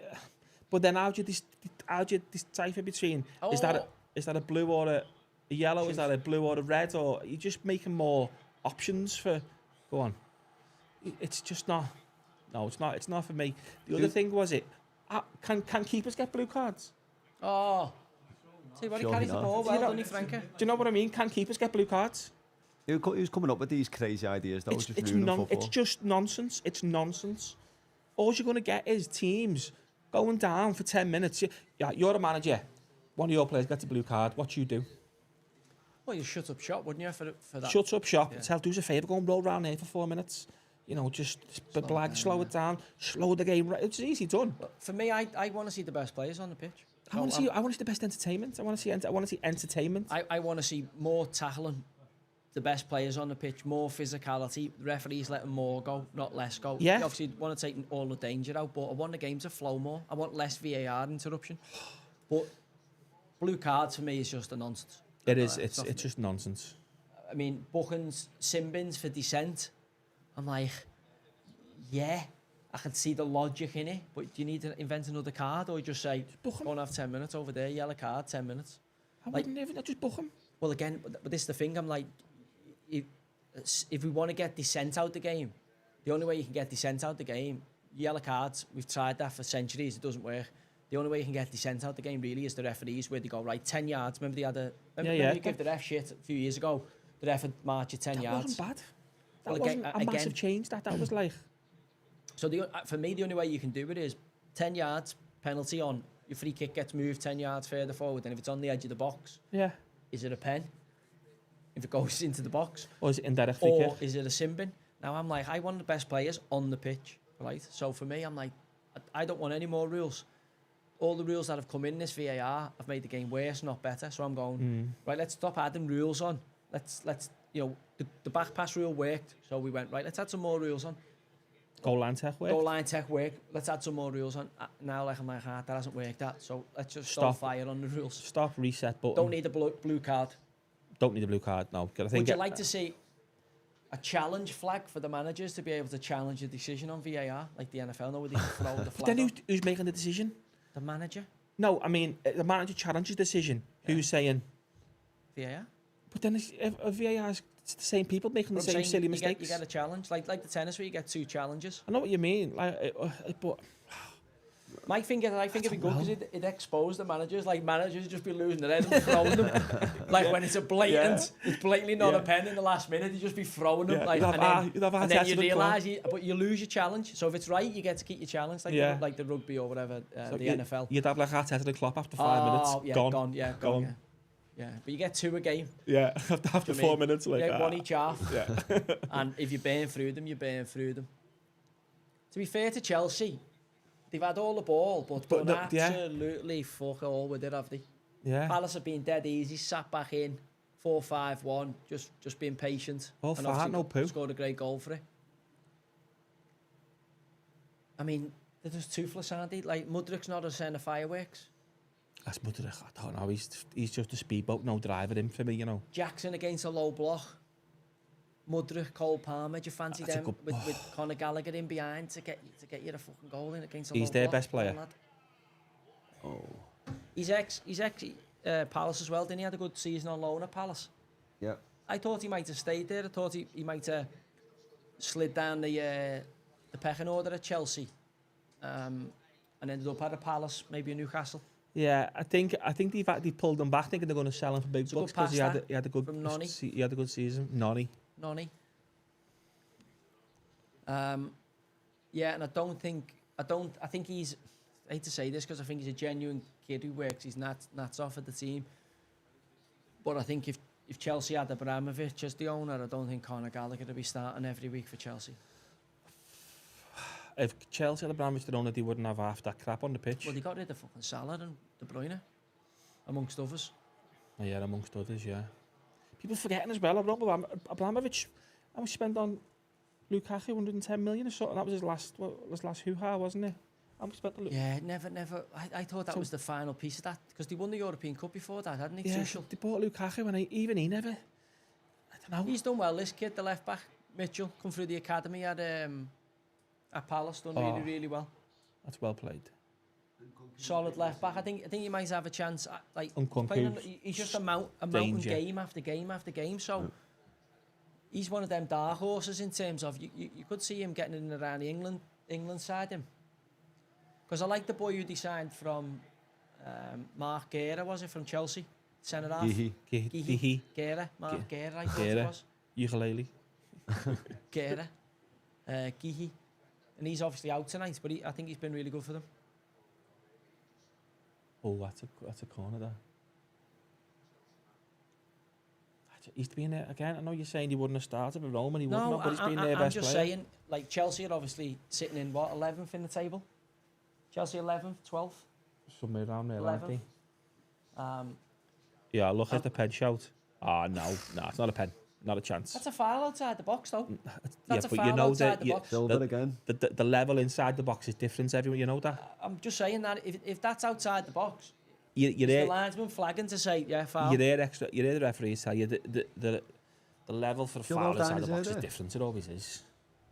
No, I get that, but I'm saying that is a foul outside the box. That if that was in the wide channel there, the lines person would have given that as a free kick. Would you see any of these Chelsea players in a Man City starting 11? It's different because Pepper probably get Chilwell. Pepper probably get a bit more out of a few of them. I think Fernandes. I think he'd knit with Rodri. Oh yeah. I think he'd knit with them. Whether he plays every week, I'm not sure. I think Caicedo would get in their side again with Rodri. I think Pep would make them play a bit better. I reckon John Stones it's hard to as that role there where Reece James ain't getting in ahead of Kyle Walker for me. I think Chilwell is the one. Chilwell's the one I think. Chilwell for Ake, or he's playing Grasvidal in here. Yeah, that's what I mean. So he's playing Grasvidal, who's technically a left-sided centre half playing left back, isn't he? Looks good. So 1-0 at half time. Yeah. Got a couple Jefferson, Lerma, Cracker, we'll get Well, through. my bet's still on. Chelsea, 3-1. Chelsea, you make a couple of changes here. 3-1. 3-1. Chelsea. You've gone from, there's going to be loads of goals in this, to this could be 0-0, to I've got 3-1 Chelsea. I said 2-1, didn't I? You said 2-1, yeah. Chelsea. I've got to stick with my bets. I'm can't going go Chelsea against to myself. come back here second half. I reckon he'll make at least 2 subs half time. Yeah. Yeah. At least 2 subs at half time, based on what I've seen. He's got 5 up his sleeve. He might even do 3 here. Do you want me to try and predict them? What's his bench? You going? Toilet? Go on, go to the toilet then and we'll have it. Got a couple of questions when you get back. All right, let me just go. I'm just trying to. I've backed 2-0. Palace 2-0 on Sky Bet. 25-1. Tenner Beckham, what do you think my cash out is? For which? I've backed Palace to win 2-0 at 25-1. Go on. I've Who had have the you tenner. got? He's got Mudryk Don't to cash come out. off. What do you think the cash out is? Go on. What would you say? Well, have a guess. A 25-1. Yeah. Do you know what? So it's 10. £10. I've put £10 You on put it. £10 on it. Was it 2? Sterling and Kunku and £24. Mudryk £24.80. could be the options for 2 them. to 1, yeah. So 2 to 1. So that's 2 to 2.5, is it? Yeah. So you cash out £24.80, so 2.5, 2s, yeah. Yeah, but you don't. Palace to win 2-0. It's not going to be 2-0. Would you Could be take 3-1. Mudryk? Sterling, he could go Sterling. He's I got wouldn't. Mudryk and Kunku. Isn't- He's a bit of a striker, isn't he? Like in terms of. And Kunku's dangerous. Everyone's fit. Yeah. No, he's got them on the bench. Really, you could give him a bit of impact. I don't think he'll use all 3 of them straight away. I could see, I don't know where they're at. I could see Nkunku and Sterling coming on here. Cole Palmer hasn't really got in the game through the 9, so you wanna maybe drop Put him him out. underneath. Oh, put him out wide. It's... Do you think You City? might want to drop him a bit deeper to get him on it. Do you think City are regretting letting him go, Palmer? No, I don't think City let him go. I think City wants to keep him, but because He wants him more minutes. Yeah. He wants him more playing time. Palmer said I need to be playing. He's right. He's 100% right. So you can say the season he's right, but he wouldn't have played the City. If you don't want to be there, he doesn't keep you, does he? No, look Like at João Guardiola. Cancelo. What a player! I Then think there's a bit, yeah. I think there's a bit more to that from what I gather. But like, if you don't like want to be there, he's like, am I going to stand in your way? And if you're not playing and you're not happy about it, have you read any of his books? And that he says anyone who's like not part. shows unhappiness, Yeah, you don't last long. So Cancelo must have shown a bit too much, and obviously yeah. the last thing he'll want is Oh no, like no. young players in terms of lads who maybe Want to be hungry. the squad players in a Man City Guardiola side, yeah. but in their heads, they're not their starting players in any. And obviously Cole Palmer's gone and starts every week for Chelsea. So, but it's Chelsea who are 12th. And Yeah, it's I not get you. Chelsea that are trying to win a league and challenge Man City. It's Chelsea that are trying to get in the top 7, trying to get their asses out of a tailspin with the new owner who's doing all kinds of mad things, signing all kinds of mad players.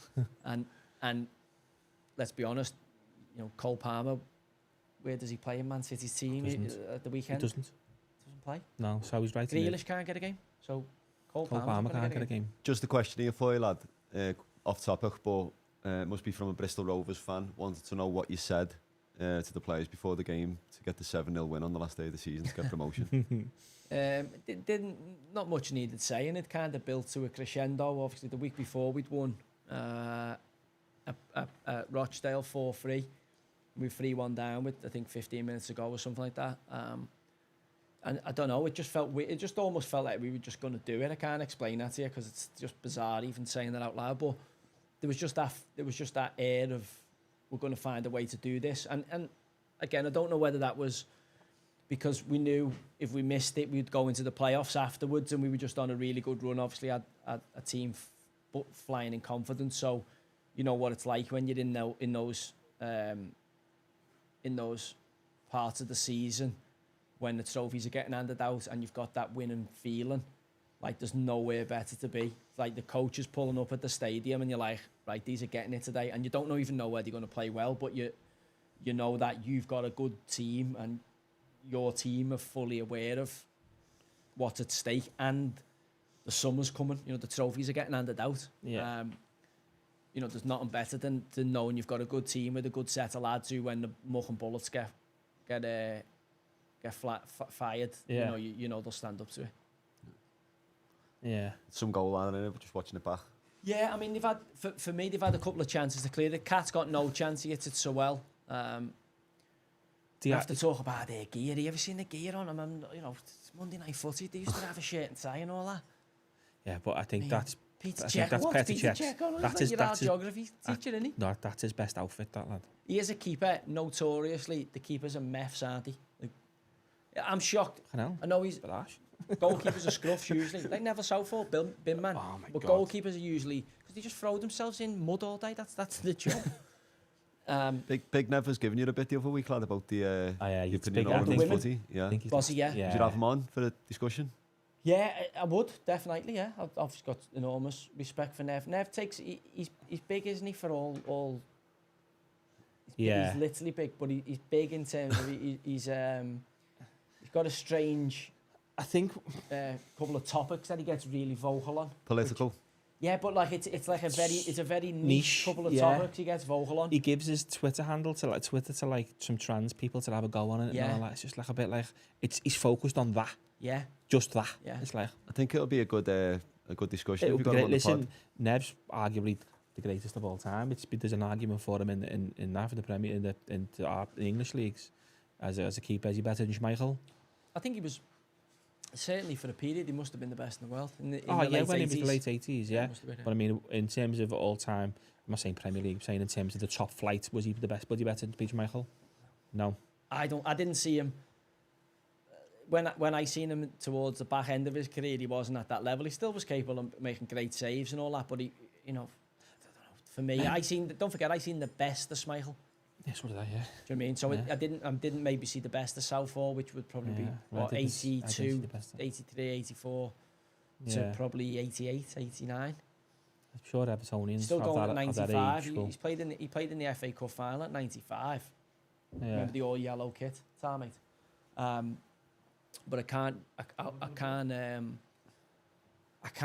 From what I've seen of both of them, peg him ahead of Peter Schmeichel. Like some Evertonians. some people who are a generation older than me might argue that case. No, but, it's a debate, like, isn't it? But Some to get on it, it'd be great. big game coming up for Everton next week. We're playing Palace. As I said before, this isn't a good result for us, for the Blues. 6 pointer.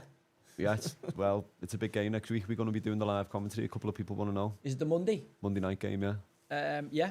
Is it at Goodison? It's at Goodison, yeah. Yeah. Why not? Have you been getting to watch Everton much? You know? No, I've been in touch with Dicey quite a bit. He's been back and forth, just making sure I'm not losing my marbles on the text messages. And yeah, it's one of those, isn't it, where you're looking at that game now in the context of Everton's season. Like it's a huge game that now. I still can't see Everton going down. I think the worst teams than them. I know I'm with you, but again, teams start winning. It's a bizarre thing. You've got to get to that 40-point mark. Teams start winning games. Stranger things. Well, you've seen. I never thought You'll your see Newcastle the most team. balmy. Well, Roy's one of them. Remember that Fulham team of Roy's was pretty much down, and then just started winning games. Did they go to like Man City Remember last game of the Leicester season and done win it or as well, something? didn't he? Remember Leicester done something similar? I've seen it many times. I've seen it many times where teams who Wigan were another one under Roberto Martinez. I Who I didn't. thought they were dead and buried and came back from the dead. And again, from the flip side, I didn't think your Newcastle team were going down, and what happened? Yeah, and again we had loads of quality. Yeah, But stranger things have happened, but I'd poor still. decision here, poor decision there, and they all mount up over the course Have you of the seen season. that though? There's imagine this one as a scenario. The derby now is being moved to the Sunday, has it? When it's Paddy's Day and the Liverpool half marathon All right. on the same day. Yeah, we're doing a half marathon. Yeah, the derby day. Is it Derby Day? So we don't know whether it's getting moved or not, but there's no spaces to move in the season. They've got no going forward. So currently it's on Marathon Day, Paddy's Day, and the Sunday Liverpool. So chaos that day anyway. There's a weird scenario where it could be the last game of the season with Liverpool v Everton. That is starting to sound conspiracy theorist, isn't it? That? Imagine all licking up flags out of the club, and we could imagine we get 3 points to win the league and send you down. Oh, the City would be on fire that night. Talk to the Riots would No, have there's it no as way. a tap. There's no way that they'd let that happen. It could. There's no way that they'd let that happen. So imagine Liverpool need to win the league, And Everton need to win to stay up. I know what I'm saying. Where's the game at? Goodison. It's a Goodison. So there's no way you're getting out of that stadium alive if you win the league and Everton go down. Like, I feel sorry for Klopp and Liverpool, but there's no way. Just not think of the Evertonians. It's the last year at Goodison before they go to the new stadium, and Liverpool relegate them at Goodison I agree Park. with you. No one's getting out alive. No, you'll have Evertonians in there with the suicide vest on, just exploding in the stadium. No, if it goes just 1-0, can't live on the planet with that scenario. It'll be a pitch invasion, 100%. Pitch invasion. No, there'll be suicide bombs. Evertonians will be blowing themselves up in the seats in Goodison Park. Just so Everton don't get relegated. No, I guarantee you. There's some Evertonians out there who are that bitter. Yeah, me and mum's if one. Liverpool were to relegate them and win the league on the same day, on the same day. Wow. And then it's the last game of the old lady. There's no way they'd go, right, I'm ending it all. And I'm taking everybody here with me. I'm telling you. Because it might be me. Imagine that. That's like, no, there's no way. And imagine the FA, the Premier League, and Everton fans with the corrupt thing saying.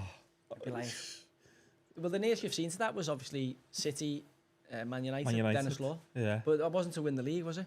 No, I think that was to get relegate them. Dennis Law relegate, yeah. But like, I can't. No, there's no way they'll let that happen. Surely to God. Well, at the minute, it's on. I'm not going to cancel it because there's a marathon on in town. It's the police, isn't it? Yeah, but the Premier League. What's Everton, Liverpool in the Premier League will over. Do the marathon? I would imagine. I don't know. Listen, I think it's going to marathon once a year, or Everton and Liverpool games every weekend. Where's your fucking? Where's your pockets being lined there? Just. I'll get a quick burst. Let's check it out. Yeah, can do. How are they getting on? What have you put them on Twitter? Those polls, or are they on? Where you put them on? Oh, right. So, what have we got? What did we cover off before? The women's commentator talking about Villa, Man U. That was a big result for Man U yesterday. Scoring late, McTominay. Hoyland starting to get a bit of confidence. You forget how young he is now. As I say, he's a baby. Like, in terms of, he's been playing quite a bit. Scored Copenhagen, got his move to Atlanta, done well there. Got his move to Man U.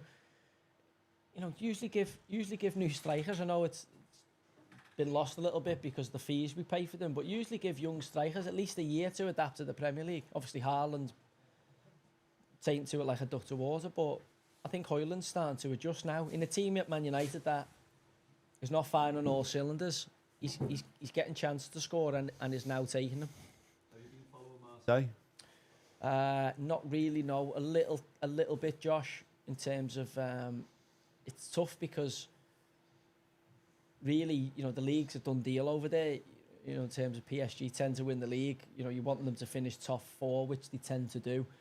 And then if they do well in cup competitions or the European, I tend to plug into them.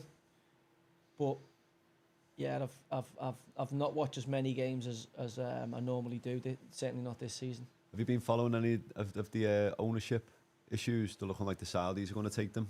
So I'd seen that a while back. There was a big rumour a while back that Frank McCourt, the American guy, was going to sell to the PIF, and that Zinedine Zidane was going to take the job. Who's, I think he's a Marseille fan. I'm sure he's from Marseille, or he's a Marseille fan. He looks like Marseille have big, obviously, Marseille lunatic, North African immigrant population. Yeah. Where's he from, Zidane? I think he's from Algeria. No, he's I think he must be Algerian. Yeah. Algerian, is he? Yeah, Marseille. Yeah, so I think he's. So there was rumours the Saudis were buying it. This was before Gattuso got the job. So this was a few months back, and that was the rumour that I think it was about 3 weeks after Gattuso got the job that this rumour came out. But obviously since then I haven't heard anything. Has he made any changes? Now it's Roma, isn't it? PIF. Is it? Well, they've got enough money to buy everything, haven't they, really? They can't buy our podcast, lad. He's making one change. He's the only striker, isn't he? Or he's the only one who can play through the gut. To be fair, I don't even reckon Lauren James will make it. He hasn't played enough for me just yet. He hasn't played enough for me Oh, this year. he looks sharp in the box. He's ridiculous. But then, yeah, he was. He's made of glass though, isn't he? He come against us. He's made of glass. Yeah, when he scored against Looks a bit Liverpool, like Payet, doesn't he? He's like that kind of Payet build. little In terms stocky, of, like, little, stocky, yeah. little. Quick though, quick. He was Yeah, a good I player, didn't weren't he, mind Payet? Yeah, Oh. he done fantastic here. I missed him in Marseille. He came the year after when I came back. He came that year. And then obviously when he went to West Ham, and I thought he was incredible for West Ham for a period. Some of the goals I've seen him score for West Ham put me. But he then went back to Marseille, like under a bit of a fanfare, and he was kind of the big piece of that Frank McCourt, the American guy, kind of going in there, the big piece of that jigsaw, and it hasn't quite gone to plan for them. Would you say he's the best referee? What about the people who are tuning in? I think they're all Michael shite. Oliver. I think they're all shit. Who's your best referee? Lawrence, God. But there was a stat, wasn't there? Yeah, there wasn't there a stat that came out about I think he's as good as anyone, Michael Oliver. I think he's really good, Oliver. Ollie. Hi, Ollie. Oliver. I don't know. I just think they're all a bit too polished. They need a bit more. What about Gary Neville on the comms? What do you think of Gary Neville on the comms? He's got the credentials, hasn't he? I think he may be a bit too. Not so boring, but I mean a bit too monotone, a bit too like. Who do you like on the comms? Who's your top three? I like Ali McCoist. Everyone likes Coist. I Yeah. just I think- think he's brilliant. Yeah, Coist is good. Yeah. That's what I mean. I think Ali McCoist. But don't you want that sometimes rather than a Gary Neville? Yeah. Andy Gray. Gray. And Andy Gray was like that. Yeah. The one, there's a couple of it. I mean, McManaman, I can't. And that lovely fella is Ings. The way he says Ings, have you seen him at the end of it? Oh, he's lightning. No, he just says words. I want to just punch the telly. You know, just like McManaman. Listen to his commentary. Next time, is Ings. He emphasises Ing on everything. I was passing. I think just say talk normal. Just be like normal. Little things like that annoy. Like I wouldn't even pick up on that. That annoys me to fuck, honestly. Just want to punch the telly. Someone Then said that Can't watch the women talk about it. Ari Neville, they don't mind him as a pundit, but he's too nasal on the commentary.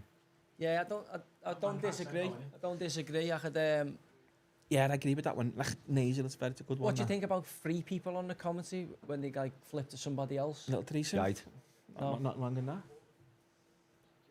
They've tried it a couple of times, haven't they? Yeah. Who with? I've seen the BT were doing it early on. They used to have like Robbie Savage, Glenn Odlin, obviously Darren Fletcher.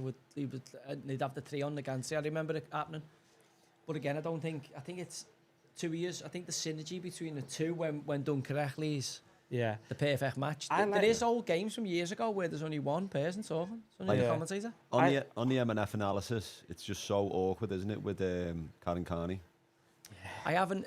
She hasn't been on recently. I haven't seen her on since. I mean, Has she been sacked? no, I don't No. think so. I'm not missing that. I'm starting to see less and less women. I am believing they're starting to take note of people's thoughts towards it. Like, Yeah. I don't think we're ever going to get back to none. No, I don't. Which- You're right, we won't. But don't get me wrong, it's not. But all right, as long as we get the better ones. Yeah, what So you we don't say, want is what's happening when you're getting a full No, we just got quota all, of them. got goalies and everything. We've Yeah, got goalies you and don't- everything. We've got goalies everywhere. You don't want that. It was that. It's the ref getting his Yesterday, kit back on and Thiago Silva's bed in the dressing room. Thiago, you should put the shinies on now. No, yesterday when we're talking about the Newcastle game, that Izzy Christiansen, I just, my head fell off when she was said, Cabbage Patch Kid. which she sits like slouches and talks outside her mouth as if she's like some son of a godfather. Do you not Izzy think she looks like? Do Christiansen. you remember the Cabbage Patch No, I Kids think when you were a kid? No, she looks like a hamster. No, yeah, that's a bit harsh. Oh, you just called it a cabbage patch No, you'll kid? see why. The dolls, if you'd ever remember the dolls, I hate. No, but when she said, when Gamera scored an absolute... Do you remember the Cabbage Patch dolls? Don't show the camera. I swear to you. Do you remember the Cabbage Patch dolls? Don't. Look. Yeah, that's just... Like, do I know what you mean, but it's, you know what I mean? The shape, like the shape No. of her head. Like, I'm not what... that's what she reminds me of. It's some things have got to be pulled up. But when she said yesterday about Bruno Gimenez, when his first goal, he took the safe option with his Paolo Di Canio-esque finish. I just felt like throwing me to phone to tell you again, thinking that is nonsense. You're telling the public absolute nonsense. I've got 3 videos here from the first half, Everton against City, of Lucy Ward talking gobbledygook. That's all it can be described as. It's words that are football words. Just blabbed. Just used wrong, like a wrong paragraph. Just dumped out. Yeah. And you're like, she'd get it ear English for that one. Do you think she just waits for like a gap and then just fills it with words? Honestly, I feel so sorry for them because they're just in way over their heads. Like they're just filling noise. And again, the problem you've got is that clearly the people who are watching it don't know what the fuck. So it's like if I was to watch the golf and Peter Alice comes on and starts going, there he's just hits a big cut, big fade into the green, and then the shot tracer goes on, it's a big draw. It's like, hey, what's fucking Peter been smoking there? What's Peter been smoking in the commentary box there? That's a fucking draw if I've ever seen one. And no one's going, yeah, that was a draw, that, what are you on about? It's just being unchecked. And if you say, what's going on? You're a bad person. Yeah. I'm like, I'm a bad person. Yeah, I'm a bad person. I'm saying that's a load of shit. But I think no, was half right there. It's coming. It is coming slightly back, but it's that pendulum swing again, innit? You get absolute. That you get over the topness. No, I'm done with them now. And then it comes back a bit. No, I'm not playing the gloves are off. After the big thing for me was obviously seeing Kevin Keegan say as politely as he could, they need to get better, and they all round on him, and then obviously. For me, I'm like, since what's happened with me, I'm like, right, the gloves are off now. I'm not even playing nice. I'm not even going to try and compromise, which is that this is okay, and I'm going to let you, like, I'm going to apologise and say, yeah, you know what you're on about. So I'm like, no, you don't. But let's be serious here. And the fact that every weekend since my inbox and on my Twitter and on my Instagram blow up with clip after clip after clip of women's football or women commentating on the men's game, kind of says I'm not alone. And when I'm walking around, and I can be in the most random of places, and people are like, keep up the tweets, we totally agree with you, blah blah blah. You go, okay, there's you can't pull the wool over people's eyes for a ridiculous period. Like it's the famous Alexander Solzhenitsyn stuff about the Soviet Union and how it all, like the gulags, and how like people. You knew they were lying to you. They knew they were lying to you. Like it was just a fucking game of people just telling lie after lie after lie. I'm not saying we're in those realms just yet, but we're not far off it. Like if you don't know what a man and a woman is, or like you're up against it for the complex issues. Yeah, I couldn't say that right. You can't tell between them two. You can't tell between an over the top ball and a crossfield pass. You're not going to tell the difference between. You know what I mean? So Palmer's been pushed out wide. Yeah, as you said. Jackson looks like I think he's gone 2 up. Let's see who he's pulled. He's about that time, I know. Yeah, let's see. Yeah, he's gone 3-2 at the top, so he's gone 4. Wow. Nonny, big Nonny, Maduche, big Nonny. I thought he'd done all right. He gave the ball away for the goal, didn't he? Yeah, he did, the ball didn't he? Away on the edge of the box, and he's a young kid, and he's got a few big hitters behind him there. Ukulele's off, man. Oh, and also Cole Palmer's going well, and who'd you take off, Cole Palmer and leave him on? No. But I think this, again, Cole Palmer coming out wide is going to be... Jackson through the middle. You know what, I'd rather have Michael Jackson through the middle there than him.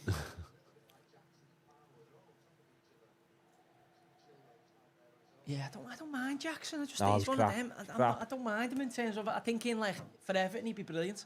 No, he's just... Do you know what I mean? I'm like, he stinks of Everton. Better than Beto. Do you know what wound me up the most of the weekend?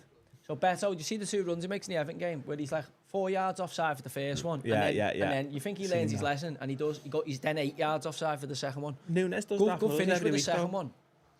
But Lucy Ward goes something like, oh yeah, it's just nearly offside there or something like that. Like something just... Oh, great finish. It's his first goal of the season. Gallagher. I'm on my 2-1s. Tell you what, that's a good finish, that, you know. To get over it, because it bounced before him, watch. Yeah. To get over it and keep it down like that. Do you reckon he's been listening to Latisse? Yeah, about his angles. I think does he side foot this? It looks like a side foot. It's a great tech is on it. It was outrageous. He has to Is that adjust Gusto? quite late. Yeah, Gusto. Yeah. What a great cross on meal box there. Palmer out wide. Saicedo straight back. Yeah. That's the young kid though. The young Brazilian kid hasn't sacked the fullback. Oh, great finish. Okay, good pass. That's Franke, the young Brazilian winger, doesn't track Gusto there. Yeah, side foot. Do you know what? Like, Especially it bounces just before him, and look.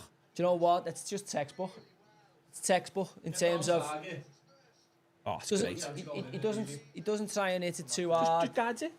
Just uses the pace on the ball, as you say. It's zipping up off the turf, makes it a bit harder, but he controls it so well. But if you watch here, Gusto plays a simple ball into Saicedo and just makes a basic run forward, and Franke, the young Brazilian winger, just goes asleep, doesn't track him. You know, he's just had a breather for 15 minutes. He's cleaning up and gets the backside of him, and that's the goal. Yeah, it's not switched on. You know, if you're right there, you've worked your cocks off to get it in 1-0 up in terms of, you know, Chelsea haven't played well. You're expecting a response, and then the young winger can let you down there, not tracking back. This for me is the modern game. This Mitchell now should be absolutely nailing him. Like, back in the day, your fullback had just been nailing you now. Like, and you'd be like, right, I'm just going to run my bollocks off now for the next fucking 40 minutes. And make sure I track that fullback at every opportunity, because I don't want to let my teammates down again. And it's the basics of the game. Who's the best you played against in terms of, like, pure technical ability, where you couldn't get anywhere near? Modric for me. Modric, it's quite hard. Modric, because he was probably at his best. Obviously, there was your Keane towards the end went that deep. He was in a really good position. You couldn't really, you compromised if you went for near him. Yeah. Scholes go in there with him. Well, yeah. Gerrard was different with his run, as I said to you earlier on. Alonso took a deeper position, but for me, in terms of pure ball handling and ball manipulation, toughness in terms of overall toughness. Yeah. Like, Modric could play under physical pressure, knew how to get a foul if the pressure was getting too much. Yeah. Was Modric, yeah. Yeah, he was... What's your thoughts on Troy Deeney, Joe, at Forest Green? I mean, he struggled, didn't he? Did you see what he done with come out in public and absolutely slated one of his players? Yeah. Yeah, like... That's why he got binned, just learning his job, though, ain't he? Like, it's one of them. Like, I done that, you know, I done stupid interviews at Fleetwood in my first period there. You're learning the job, and Troy had gone from playing straight into management. He hadn't had a bit of coaching, so he'd done it even quicker than me. I had playing, had a bit of time out, and then went into management. Had obviously the gambling ban to negate. So I had a year between. Troy went literally out the dressing room into managing. I mean, Josh, you've done that, player manager. It's tough because you've been one of the lads, and then you're picking the team. And he didn't have a great run of results. I think the club's in a terrible spot. Big Dunks left there. Don't forget, they won the league when we went up at Bristol Rovers, and now they're bottom of League Two, looking like they're going out the Football League. So I think even if Pep Guardiola had gone in there, that'd have been a tough gig. So Troy's no doubt, because the standards he's had as a player, lost his head. Because he's a proud man. He doesn't like getting beat every week, especially not in League Two. And he's probably lit one or two up in the press, hoping for a response, because that's how he would have responded as a player. But obviously, you know, if you don't get results, and then he was out of his job. I think it's that one with, I think you've said in the past, or it might have been someone else, where when you have your standards as a player that you want to keep to, and when you're watching your team, they can't do what you used to do. And can't do anywhere near. Yeah, so he's lost his head on that. Yeah. I think that's what's happened to him. But that's where having you go and work as someone's coach, and then you get a few years there, and then you get you learn playing and being good as a player. It's completely different to being good as a coach. Yeah, like it's a completely different skill set, because as a player you've just got to get yourself up for it and play well. Yeah. As a coach, you've got to get other people to play well for you. He might come out and be a good coach in the end. You know, it's one of them, isn't it? Yeah. Well, he's certainly got a better chance now, considering once you've lived it, you go, right, if he wants to go back into it, obviously he'll know what pitfalls. He's got to adjust Yeah. in terms of if he wants to be a manager. Oh, stop it. But I would imagine he's had the baptism of fire there. Yeah, just a little knock. I don't think it'll do any harm. Obviously, everyone knows Troy says he's a decent fella. Like he's not like I a. think he speaks, when I see him, he's got a strong opinion on the game. Usually if you want to coach and You've got manage, to have you've got to a have a strong opinion because you you've can got to say believe in what Yeah. you're trying to coach or what you're trying to manage people to do. Yeah, that was a great story. Did last week that Cara said about when he bumped into Alex Ferguson when Liverpool just signed Klopp. He said he just bumped into Alex Ferguson, and I think at the races or something, and Alex Ferguson said to him, "You got yourself a top manager there." And he just thought, didn't think nothing of. Well, Ferguson saying that about Klopp, so he spoke to Klopp like a couple of years later because Klopp had gone to is it like an LMA managers, world best managers meetings they have or something. Yeah. So he said to Klopp, when I spoke to Fergie, he said, like, you was a top manager. What did you say in these meetings, that made them think that way? He went, I didn't say much. I only went to 2 meetings just want to see if I was as good as them all, and I was, so I didn't go back again. So his persona and his like arrogance. You've got to have that little bit of arrogance about you to be a top manager. And I think Troy Deeney's got that. He might in the end, you never know. I think, again, you just don't know who's going to take to it and who isn't. Do you know what I mean? Some people just take to it naturally. Some would need to work at it for 20 years. Some never get it, no matter how long they work at it. What do you reckon on And the... just because you're a good player doesn't necessarily translate to being a good coach or manager.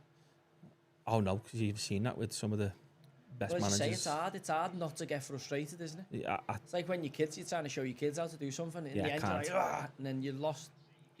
Once you lose that, yeah, you can't. that patience, it can throw people who are not as confident as you. Oof. Set. Oh, I think the rumours of Lampard going to Chelsea women's a bit mad for me. Lampard, Chelsea women. Yeah. Well, that's what I'm saying to you. Emma Hayes has been linked with the US women's team job, hasn't she? I think she's been going touted over for there, that yeah. or linked with it. But I was like laughing, going, with the old, if the woke crew were true and she is the best woman manager, sling her in the Chelsea job if Poch isn't up to scratch, because she's she was linked with the Wimbledon job in League One, I think, or League Two a couple of years ago. Yeah. But obviously they'll never do that because, as I say, every single serious player will be on the phone to their agents that afternoon saying, "Get me out of here." Yeah. With the greatest respect to Emma, you're an international player. You're not going to put your hands in a woman she's not even ex-player, is she? She's ex-woman player. Is she a player? I don't even know. Was Emma Hayes a She player? play. She must have played. Absolutely no idea. No interest in I just think the women's game, it is what it is, and it's you got to clap and take your hat off to what they're doing. But as you said, the crossover's ridiculous. I don't know. I'm not fully on board with Lampard. I can't see him doing that. Phil Neville had to go, didn't he? And I mean, I was. there's two of them there. Phil Neville had to go. Yeah, I wasn't on board with Phil Neville doing that But he had either. a bit of a stinker, didn't he? Oh, played. stop! Sorry, Miss Jackson. I killed it. He had to go in early. Had to go in early. I said, listen, 3-1 still on. What did I have? 2-1. Yeah. How's your bet, Josh? To be fair, lad, you're sitting all right there because if they score, Again, Chelsea, they're going to score again. Palace need to get a result for Roy, so they're going to go for it. Yeah, so you could well catch them there with you've got Mudryk and Sterling's legs to come on. Wouldn't like who that. were both quick. With if you played 75 where you've had And you get. little ball against Chelsea, certainly second half, and you're 2-1 down. Last thing you want them legs coming on. I remember watching Mudryk's debut at Anfield. I watched him. He up and down. Honest to God, I've never seen. I thought this is going to be some player. This, and then after that, he's just nosed. It's a strange one, isn't it? You're Couldn't almost believe. like, did they only sign him because Arsenal were signing him? Because Arsenal were after him for a Well, while. listen, we all know that. We all know that happens all over. I mean, even if you look at Chelsea's history, they signed Salah because we want to sign him. No, Good no. touch, lad. Pop it off and get in the box then, because you're 6'8". Yeah.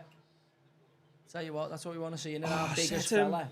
when our biggest fellas putting the crosses in. That's exactly what I want to see. I remember Harry Kane used to take the corners for England. I just used to that's bat you to there, kill me and that. you're in.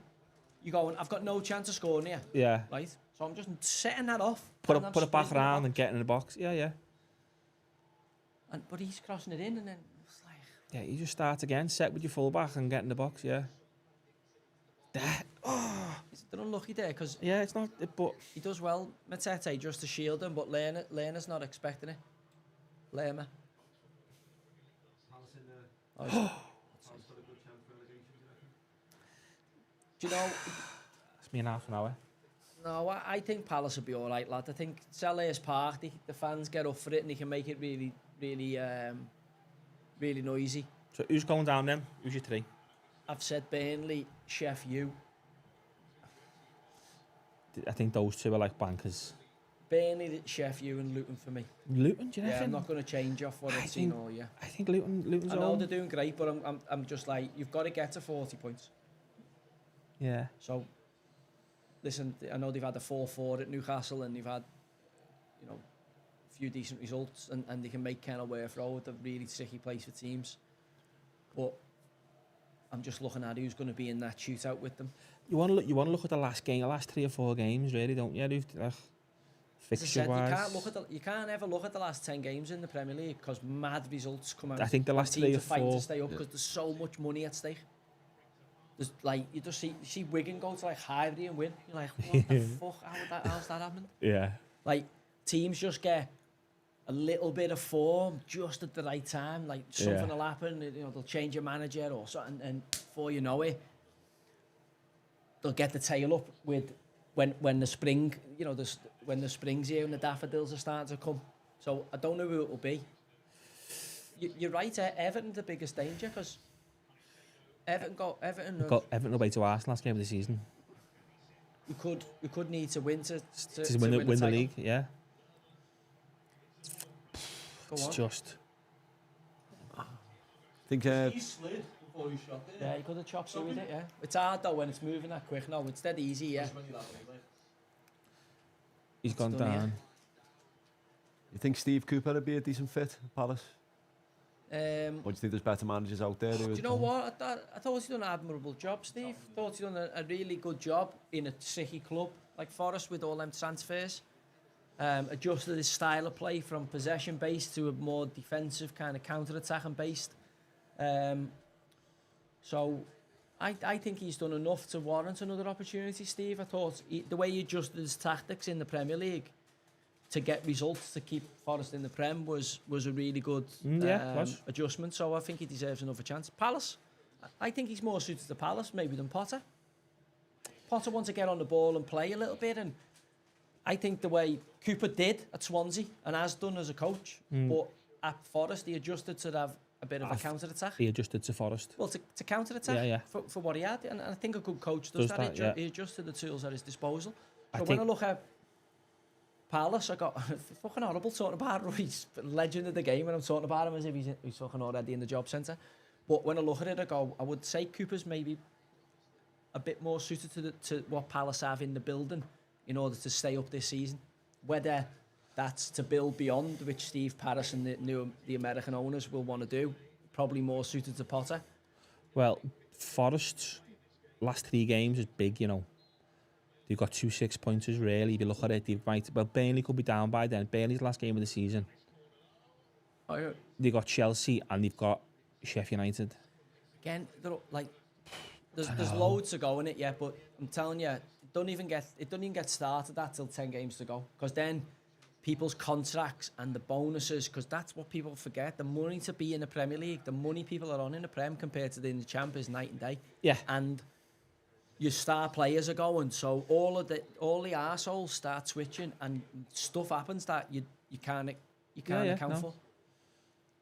But you would say, if you had to ask me today, as harsh as it is on Luton, I've got Burnley, Sheffield and Luton, but that was where I was at the start of the season. I had Luton start the season, but I had City to win it, and I had Liverpool second, Arsenal third, so I'm looking all right. But I think I had Newcastle fourth. Yeah, you fucked that one, didn't you? Well, that's the. But I'm all right apart from that. I reckon I'll get I get a few of them right. I had Liverpool to win, Everton to get relegated. No chance. No I way. reckon You didn't Forest. see the point deduction coming. I reckon Forest. Forest will go. I reckon it's Forest for Espirito me. Sante. I just think it'll be Sheffield, Burnley, Forest. I just think Luton, they're playing well, they're too good at home as well. So I'm saying to you, Forest versus Luton. Where? Home or away? For who? Two-legged game. Who wins that? Luton. Luton beat Forest over 2 legs. Right this second. So I disagree with you. Yeah. I think Forest have got more quality than Luton. Do you reckon? They've got... Forest have got way more quality than Luton. Alanga and all that. I think Barkley's flying, to be fair. Yeah, but like... Yeah, he's flying, he's doing... I mean, the England shouted a bit nonsense to me, but he's dragging them unbelievably. Do you reckon he go back to Everton, Josh? Barkley back to Everton? I thought Everton had taken him in the summer, especially with the financial predicament he put in. I thought that, but I think there's I don't think Barkley was... I think there's history in it all. I don't know whether it's Everton taking him or back and not want to go back. I don't know. He was just fit, didn't it? The kid was It's going fit. for the club. Yeah, it's He's his the club. right age. He's cheap. It's his club. In terms of, you know, he left on the up, didn't he? He didn't leave Everton on the down. Is he signed 1 year at Luton? Like, it shows how much his stock had fell. That he's obviously, no disrespect to Luton, but he's ended up at Luton. But again, sometimes for a player, you need a little fucking reality check to go, oh, you think I'm fucking done, do you? You think I'm shite? I'll fucking show yous. And sometimes dropping into them clubs like that, just put your nose out of joint a little bit, and managers can get the best out of you. When I think about me at Burnley, where I'm like, oh, right, you all think I'm fucking done, do you? We'll see. And it looks like Barkley's kind of walked into Luton with that attitude, and obviously he's getting the benefit of a consistent run in the team, playing week in, week out, being a big player for them. If he plays well, they play well. Yeah. And every player needs that. You know, you're at Chelsea and you're playing. It's 20 minutes confidence. one It's week. confidence. Yeah. You know, if you get a start and you don't play well, he's not Yeah. going to play you for 5 games. Like it's a completely different. He's that mindset. kind of player, and he's confidence. He needs an arm around his shoulder. He needs someone to tell him he's the best player in the world. Well, I think this is part of their problem. Chelsea's is he's still struggling to find his best team. All right, it's becoming a bit more familiar. You know, Palmer's jumped off the page for them. Fernandes and Caicedo are obviously going to be the engine room. The back four's been fragmented. The keeper's changed. They can't find the right combination on the front line, and lo and behold, you're sitting in 12th, and you've conceded a lot of goals because you don't know your best team. Arteta knows his best team pretty much. Made a little tweak in terms of Jorginho for one game against Liverpool. Makes another couple of tweaks for the West Ham game. You know, Trossard comes on and scores a goal, so gets him a start. All of a sudden, you're only changing 1 or 2 players every week. Yeah, that's right. When you're changing like Chelsea because of injury or 5 or lack of 6. form, 5 or 6. Yeah. You know, Newcastle are feeling a bit of that. You know, a lot of changing due to injuries. I think it's nonsense to shout getting rid of Eddie Howe as well. I just think that's got a Yeah, I mean, obviously Newcastle have got a lot of. they've had a lot of bad luck and a lot of injuries. Newcastle, they have. I think if they had half the injured players. You know what? This could be a chance. He's got a. When I spoke to you about Thiago Silva, one quality I will give him. Good in the air. I know, like. Chilwell's deliveries are great, aren't they? One, I know he's not on the pitch. Just hit the first man. In terms of. Oh, we are. Oh, one thing he was good at, Thiago Silva, is getting loose and getting an header from a corner. He could get you the goal. Like Ramos in that way. I used to love Sergio Ramos. The amount of goals. John Terry was the same. You get Sammy Ipia was the same. You get these centre halves who just get loose and just have a habit of scoring goals. Craig Dawson. That's Liverpool, lad. How he does it? Great header at Anfield. So Colwell's on for Thiago Silva. Yeah, I think he's just. I like Colwell. I think he was good at Brighton. Had a good loan. He's been injured. Done well. I know, but I think he's a good player. I think he could be like a future England. I think 100%. Whether he gets in and plays. Maguire. He's going to take. Stone's fit. Well, I'm not saying. I'm saying for the next tournament. I'm saying it might be long term. I think he's got a right chance. I'm just talking about the next tournament. No. I'm like, do you know what? It depends on Chelsea's form. If Chelsea can improve and he's a staple of the team, you know, Chelsea get up to say finishing 6th or 7th in the next couple of years. I think that would help. I think he's got a better chance this season if you know your little wild card in England squad is Brantwaite for Everton. I think he could be a wild card. I don't think over like a Colwell. I think they're Just because Yeah, they're at Chelsea, I think they're just Colwell. gonna be I seen think it's better. just because he's been in. I think over this season, Brandtmate's been better. Well, his best out might be the fact that he's left-footed. 'Cause that gives you a huge advantage. Yeah, that left foot centre half.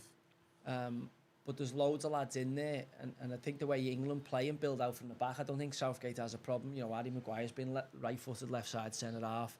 I don't think he minds building out from the back with a left-sided, with a right-sided left centre half. Where some managers like a left-footed there. What a ball! Who's your next England manager then? For me, Yeah. Have you seen the rumours? Eddie Howe might be the worst shout. Have you seen who the rumours one of the favourites is? You're gonna laugh at this one. Lee Carsley. Lee Carsley, yeah. Well, he done well, didn't he, with the 20s, 23s, 21s? Yeah, he's doing. Actually, He's Irish, though. Republic of Ireland international. Yeah, he just sweared the Irish job, hasn't he? I'm sure he's from Birmingham now. Yeah, he is. Yeah, he is. He's UK, but I mean, he's played for Yeah, Ireland. it's some jump from UK's English. not managing, because he's not managed as a senior, to win a junior competition to go right into the national team job. When you, unless you're like unless you worked on the coaching staff, or I don't know. Yeah, like unless you've been promoted behind from within. scenes for 2 years. Do you think there's a big gulf though between the under-21s and the national team, that level? I think in every... Yeah, but also like England under 21s are mega talented. So like there's probably 6 or 7 countries that have like big pools to pick from. Like Brazil will be one, Argentina will be one, France. Germany will be one, France will be one, Spain will be one, England's another. And they've just got an abundance of like talent. Like, you know, you think about who you could pick for England under 21s. Yeah. France the same. Who do you fancy for the Euros? I just don't think I don't think for the next 10 years you can look beyond France with Mbappe. Where the best player in the world is, usually that's where the tournaments end up. And when the best player in the world's got best players in their positions around them, it helps, doesn't it? And it's a settled unit in terms of the coach has been there, they've won, they've been in major finals, been at the final placings a number of times. That book you bent me on to, Joe, was interesting, weren't it? But you know what talks about European football through the decades and the correlation of the teams winning the World Cups or the European Cups. The club teams of that nation also tend to be winning major honours in football as well. Success breeds success, doesn't it? Do you know what I mean? So if you've got a little nucleus of players that are playing for that, like, with Spain, the Barcelona crew and the Real Madrid crew, both high end, and then coming together and putting differences aside to play for Spain, which they'd almost add where you've got like the divides, like we've got like a bit of a north and south divide in England, the Cockneys and the Northerners, right? They've got it on slightly different ones. Yeah, the Basque and the... Yeah, and there's a few different regions in there, but when that all gets put aside for team unity, and you've got talent, you get it over the line. But the French, I remember French with Raymond Domenech at a World Cup, were all scrapping, and they'd won had World Cup winners in there, and I think people got sent home, and I think there's countless stories about major players and major coaches getting to World Cups and it not being a happy camp. I mean, don't want to say the Irish, because don't class them as a major player on the international scene, but like Roy Keane, Mick McCarthy, because it's a once in a lifetime opportunity, World Cup or the European Championship, and like if there's not harmony in the camp, it can go tits up. Like it's a lot trickier than club footy, because in club footy you just get rid of them, just go, right, we're selling you, we don't need you. International footy, you've only got a pool to select from. But then Benzema and Valbuena caused loads of issues for the French, and Benzema missed major tournaments. Arguably, what a player! One of the top 3 strikers in the world, and France was still winning tournaments without him. There's loads of stories of the best players not getting on, and that's the challenge at international level, I think. But then again, you think there were stories of like. I think I've just read Firmino's book, and he's basically come out and said, "Listen, Salah and Mane weren't best mates. They didn't speak to each other outside the footy. They weren't close. But like as soon as you're on the pitch, so you got to have." Why would you think they are? Like, no, I'm saying they're both competing to be Liverpool's main man. Yeah, right. You're saying about dressing room they all have to be singing the same hymn sheet. They all have to be. There was a case at Liverpool there where the two players basically didn't get on. But as soon as you crossed that white line, they were. Teddy Sheringham and Andy Cole played together and never got on. Yeah, There's loads of players who play together. Like, it can happen, but it's like Carl Henry. I'm not bothered by him now, but I didn't like him when I played with him. But you're like, you have to get a result together, and yeah. No matter what, you put your finger out to one side to get. That's what I'm saying. Yeah, there's some mentalities you have. You're a professional player. You got a job to do. You don't have to like everybody, and you don't always like everybody. You don't like everyone in any walk of life, do you? What was it like when? Salah Mane's an interesting one though, because you look at it, like probably both thinking I'm the best player, right? Which all them elite level players, especially the goal scoring ones, are like I'm the best, and if you don't score, then people getting in and not passing to each other, which always happened between them two. More from Salah to Mane than Mane to Salah, from what I seen. Yeah. Mane wasn't Klopp's favourite, because I always remember when Coutinho was there, Mane would always get the shepherds all left out before Salah. Salah was always the bit of a blue eye. Salah probably got the bigger contract because he came from Roma versus Mane coming from Southampton. Then it comes down to pretty much which one's going to get the new deal. And they give it Salah, not Mane. That's why he pissed off to Bayern Munich. Yeah. And also, you got to think about it. They both compete not only at Liverpool, but Mane's competing international and the AFCON, African Cup of Nations, and it's West Africa against East Africa in terms of Egypt. So it's there's a lot at stake there with them two boys. Yeah. And you can imagine. But again, I'm the main man here. Just going back to Carl Henry, lad, what was it like when he's played together? When he's first, obviously when he walked in the dressing room. I was just like, I think Harry thought I was going. I was still meant to go back to Marseille. He kind of not known that we just did not like each other. Like we'd had that. He kind of not known. There's no way he wouldn't have known. He's obviously thought I was going, and Calm was maybe signed early to replace me going, and then obviously I ended up not going. And I was just like, and then the thing that made it worse was we actually didn't get on as personalities. Like we just rubbed each other up the wrong way. Carl has got a strong opinion and thinks he knows everything, and obviously you've got a strong opinion and think you know everything. I'm in a similar spot of that. So, like he would also say things, and I would say things to him just to annoy, like because we annoyed each other. So, like if we were saying like, you know, that's black. Yeah, he'd say it's white. Yeah. Like if I said we should marks only, he'd go hard like so. And there was times I know for a fact, both of us, like, secretly, the fact that we actually got to the point where we annoyed each other that much that it didn't annoy us anymore. Yeah, you got full circle. You know what I mean? Because we were just like, everyone else used to be like, shut up your divvies. Yeah. It weren't like there's players I know who haven't spoke to each other and stuff like that. It wasn't at that level. But for the first period, for about a year, I was like, used to just do me everything he did, like what you're saying there. Like if he put a salt on his dinner, it'd annoy me. Too much, yeah. I'd be like, just the way he's put that salt on his dinner. And I think I was the same with him. Oh, save. Great touch, lad. To be fair to Palace are coming on stronger here. Yeah, this second half, yeah. If you're sitting here and there's 15 minutes to go and you're Raheem Sterling. Or you're Modric. Why can't he jump the big fella?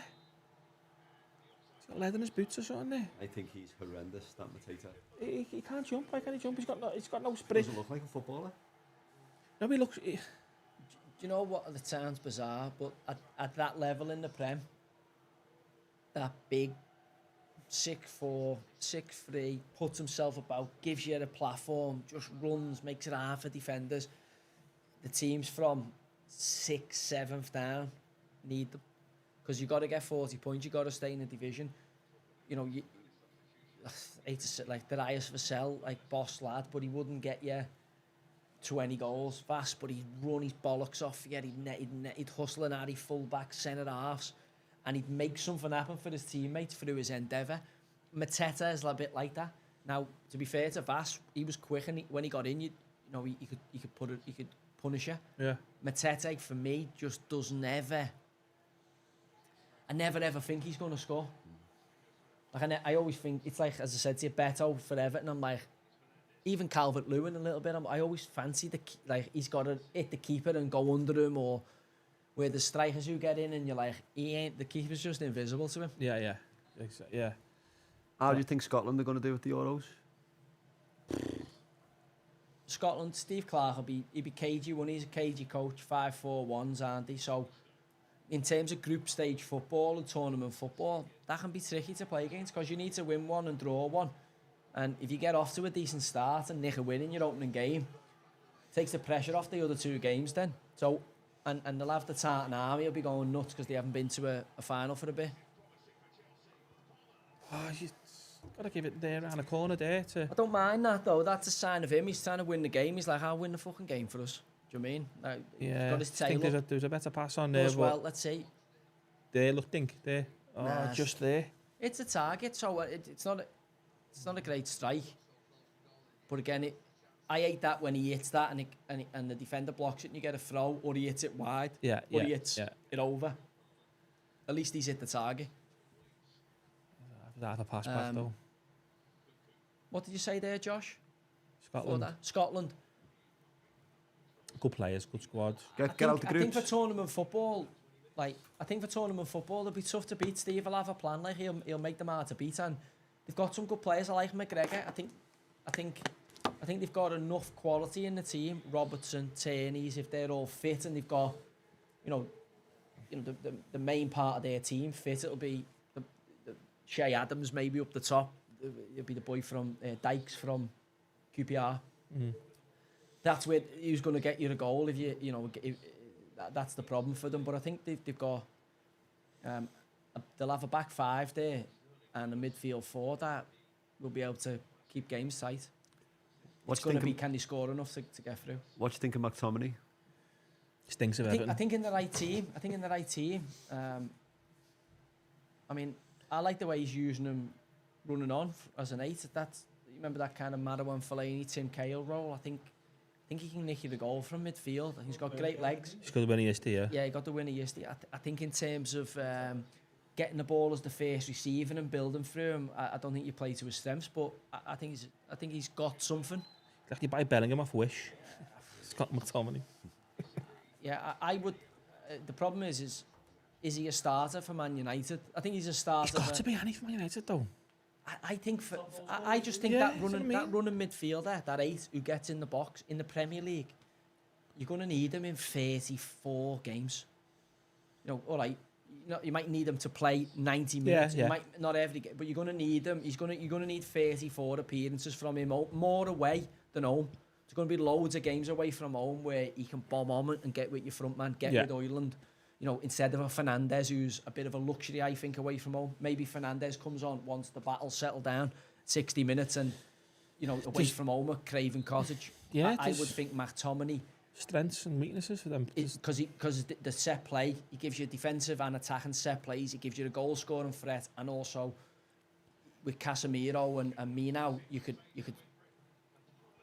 shore up a little bit with them. You've still got him to bomb on and get with Højlund, but he gives you a bit more of a defensive platform, a lot more than Fernandes. But then people will be going mad, going, how the fucking hell you start McTominay over Fernandes? I just think certain games, Fernandes starting is a liability for Man U. Well, I think some United fans would half agree with you over that, wouldn't they, in terms of his output. But then, have you watched McTominay for Scotland? I don't think Scott's, I don't think he's a better player than Fernandes. You don't have to be. But again, in certain games, Strengths and weaknesses. I would want McTominay from the start and maybe Fernandes to finish. But McTominay for Scotland, some of his finishing and his movements in and around the box has been outrageous. Yeah, I think he pops up in them little pockets just in the right space, the right time, and his finishing. He seems a good pro, seems a good lad. He seems to be fit more often than not. Don't ever read about him causing you a fucking problem as a manager.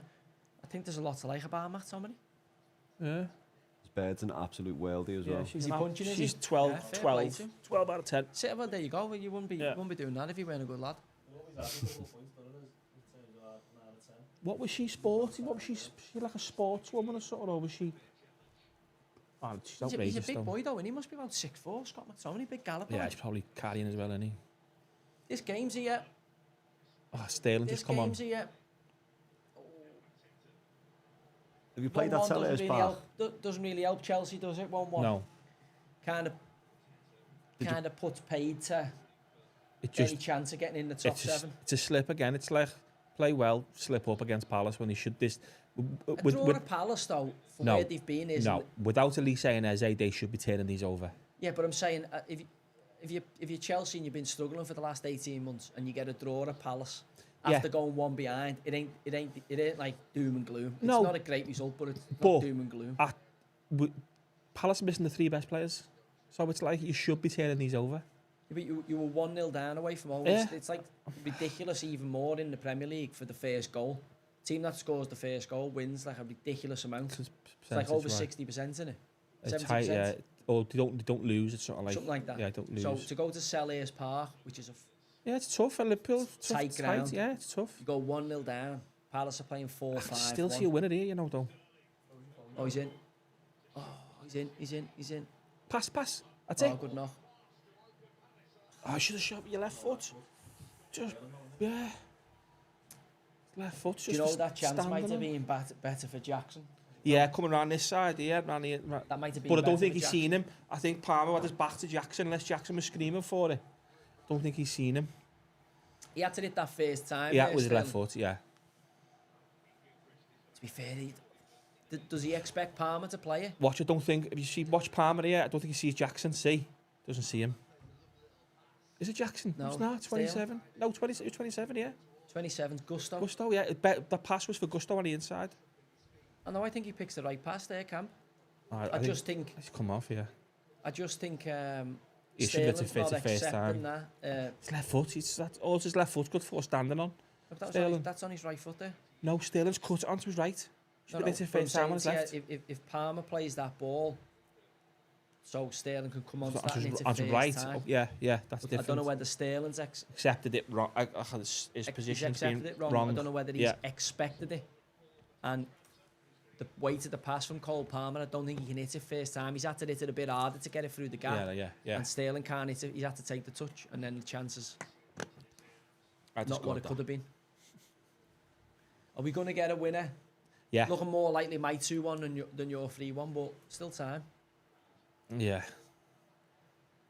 Mudryk, will he throw Mudryk on? Will he give him a go? I just think he's gone to get his hair dyed.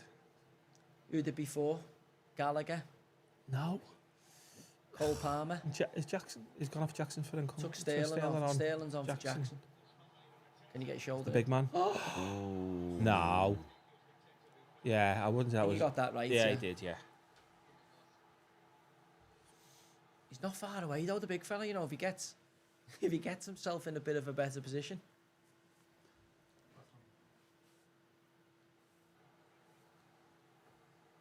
Oh no! Don't say he's out again. He's not. What He's does just. he tries to get his leg across him. He. It's a great little pass there. Oh, this might be not nice at all. This looks like his leg sticks in the ground. Oh, his foot. Yeah. No, he's all right. It's not his foot. No, he's all right. Just kicked it. Has he kicked the back of his foot? It's his left foot. No, he's kicked the back of his foot. He's all right. It's a sore one, but he's all right. Just kicked the back of his own foot. They're nice, them new Preds, eh? Yeah. Why is that like a burgundy tongue on that one? Just like a different colour, innit? Do you reckon them better than yours back in the day, or what? You was a prep man. Material now, aren't they? They're just dead life for me. I just don't know how you don't get... Why doesn't someone make something which a little bit heavier where your metatarsal is, where it doesn't get stood on and broke? What are we doing? Are we raffling these? Are we auctioning these? Yeah. Spot the ball, 50 pence. Yeah. Yeah, too much. Oh, have you done? What have you done? Absolutely farted there. Go on, What do you think of Who's that? got it? Do you know what? I haven't actually tried it on. It looks really nice. Looks really, really nice. They're so light compared, Yeah. but then they're just not like leather, are they? But in terms of modern boot, it's the best one I've seen in a while. It's the best boot for me I've ever seen, I think. I like best the little looking boots details I've on, ever like seen. the tongue, like the old little, the way the eyes were originally. I like the little teeth on the tongue, mate. See them, the little... right in the there. I used to love when you'd get your name, you know, you'd come with your initials on and JB. all that. Remember yours, JB? You get your initials on. That's when you knew you'd made it. That when you got them. Did you see goals in them, Joe, if you had them on back in the day? These fucking hell. No, I went. When you see that type of bread. Gerrard. No, they always remind me of Zidane. These, you know. Gerrard. Always for me. remind me of Zidane. Zidane. But I knew he'd say Zidane. Gerrard for me. They do Yeah. more so than Zidane. Yeah. Gerrard wasn't even on the scene in France '98, and Zidane's banging That out. wasn't where they went He's in 98. '94. They came out in No, '94. yeah, but not them. No, I know, but get on the France '98 boots that Zizou Zidane. has on. They're the best ones. Like these came along and the different variant, but France '98 Preds were top of the range. Remember Trezeguet? Did Trezeguet have them in '96? Yeah, when he scored The the winner in them, did he? golden goal. And then it is a nice boot, that, to be fair. What size are they? 10s. Too big for me. Our Them. large ones. 8.5. 8.5. I reckon he'd be sound there. They fit like a 9. I've got the red ones in an 11. And you fit me snug. What side them on?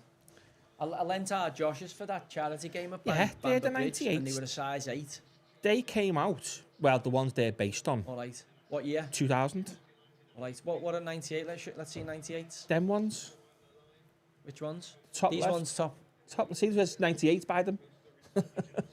Oh, I would have had them. I thought they were 2000s there, lad. Yeah, so they're the ones that I'm basing on the 2000s. Them Gerrard's treble, the Liverpool won the FA Cup, League Cup. They were dangerous, them ones. See, them ones with the metal studs, you used to get them little, you could get short. Adidas would send you 3 different lengths of blade. There was a short blade, Yeah. a medium blade, and a long blade, and you could move them round your boot. So you usually had the 2 longer blades, like 2 long stud short Yeah. studs. But then in the winter, you'd get like these extra ones with that had these little points on the bottom, Fucking hell. and they were just deadly. Didn't Rooney say something about John Terry or something? Or Who done? Rooney said something like, how you... Change the studs to put longer studs in. John Terry did. To nail someone against No, Chelsea. Rooney, Rooney did. did? Yeah, against Chelsea. Nailed Oh, he John got Terry. John Terry, yeah. And he Yeah. proper got him, like, he got Yeah. him. Yeah, he done him. Did he cut through his boot and all that? Yeah, that must have been them pointy studs. But he was Nike anyway, Rooney. Yeah, but no, they were blade. They were in a blade. Used to get a blade in. It was like a little remember- metal blade that screwed Remember when they into were in the back. school and they had them, the Sika blades? Remember them? Sika blades. Sika blades, remember them ones? Yeah, they were horrendous. They though, were weren't they? awful, yeah. Remember Mash come back from Spain with a bit of the Joma? Joma. No one had them. Yeah. Mash must have been a Joma from I Spain. was talking to Letizia the other day because he was sponsored by Quasar, him and Gary Lineker. That's mad, that one. Oh, that was a chance there. Right, Adam. Quasar, mate. Wow. If you're Palace, you'd take your draw, wouldn't you? Really, the run they've been on. What did they say to you now? They've won It doesn't do any good. 4 out of the last 20 in all competitions, Palace. So you take a draw against a Chelsea. It's a point, you know, you're in 15th. It's a point towards survival, stops the rot. What points are they on, Palace? You on about? Oh, we hang are. on. Might have spoke too soon. Come You're on then, you're Cole. 2-1. Come on, Cole. That's it. Oh. There you go. Wow. What a ball that was, by the way. What price did they get? What price was I? Finish the place against his old team. 2. Celebrating like that. Yeah, it's not his old team. You're on loan, money. The I Chelsea love that. money. Celebrate away, man. Played the season for him, didn't he? Yeah, but To be he's... fair to Cole Palmer. Great pass. That's a great ball. Hey, little fantasy points there last minute. Have you got Palmer? Everyone's got that. I've got Palmer, I yeah. haven't put him in. I haven't. That's at Fix you there, mate. Come on. Gallagher's the one you want. Gallagher's that's his Gallagher, second goal all season. What? Over this game? Yeah. He's scored 2 all season. Gallagher has. Yeah. Commentator's curse there for Managerial, by the way. Saying what? Palace is on- Yeah. Take a draw here, wouldn't you? You would Gallagher! if you were Palace though, wouldn't you? Especially now. I'm buzzing. I said 2-1 to Chelsea, didn't I? You called the last game as well. Did I? Did you? Well, I've got... How long was have I last got to game? get 3-1? What game Man did we City? watch? Brentford Man City, yeah. You say City will win by 2 goals.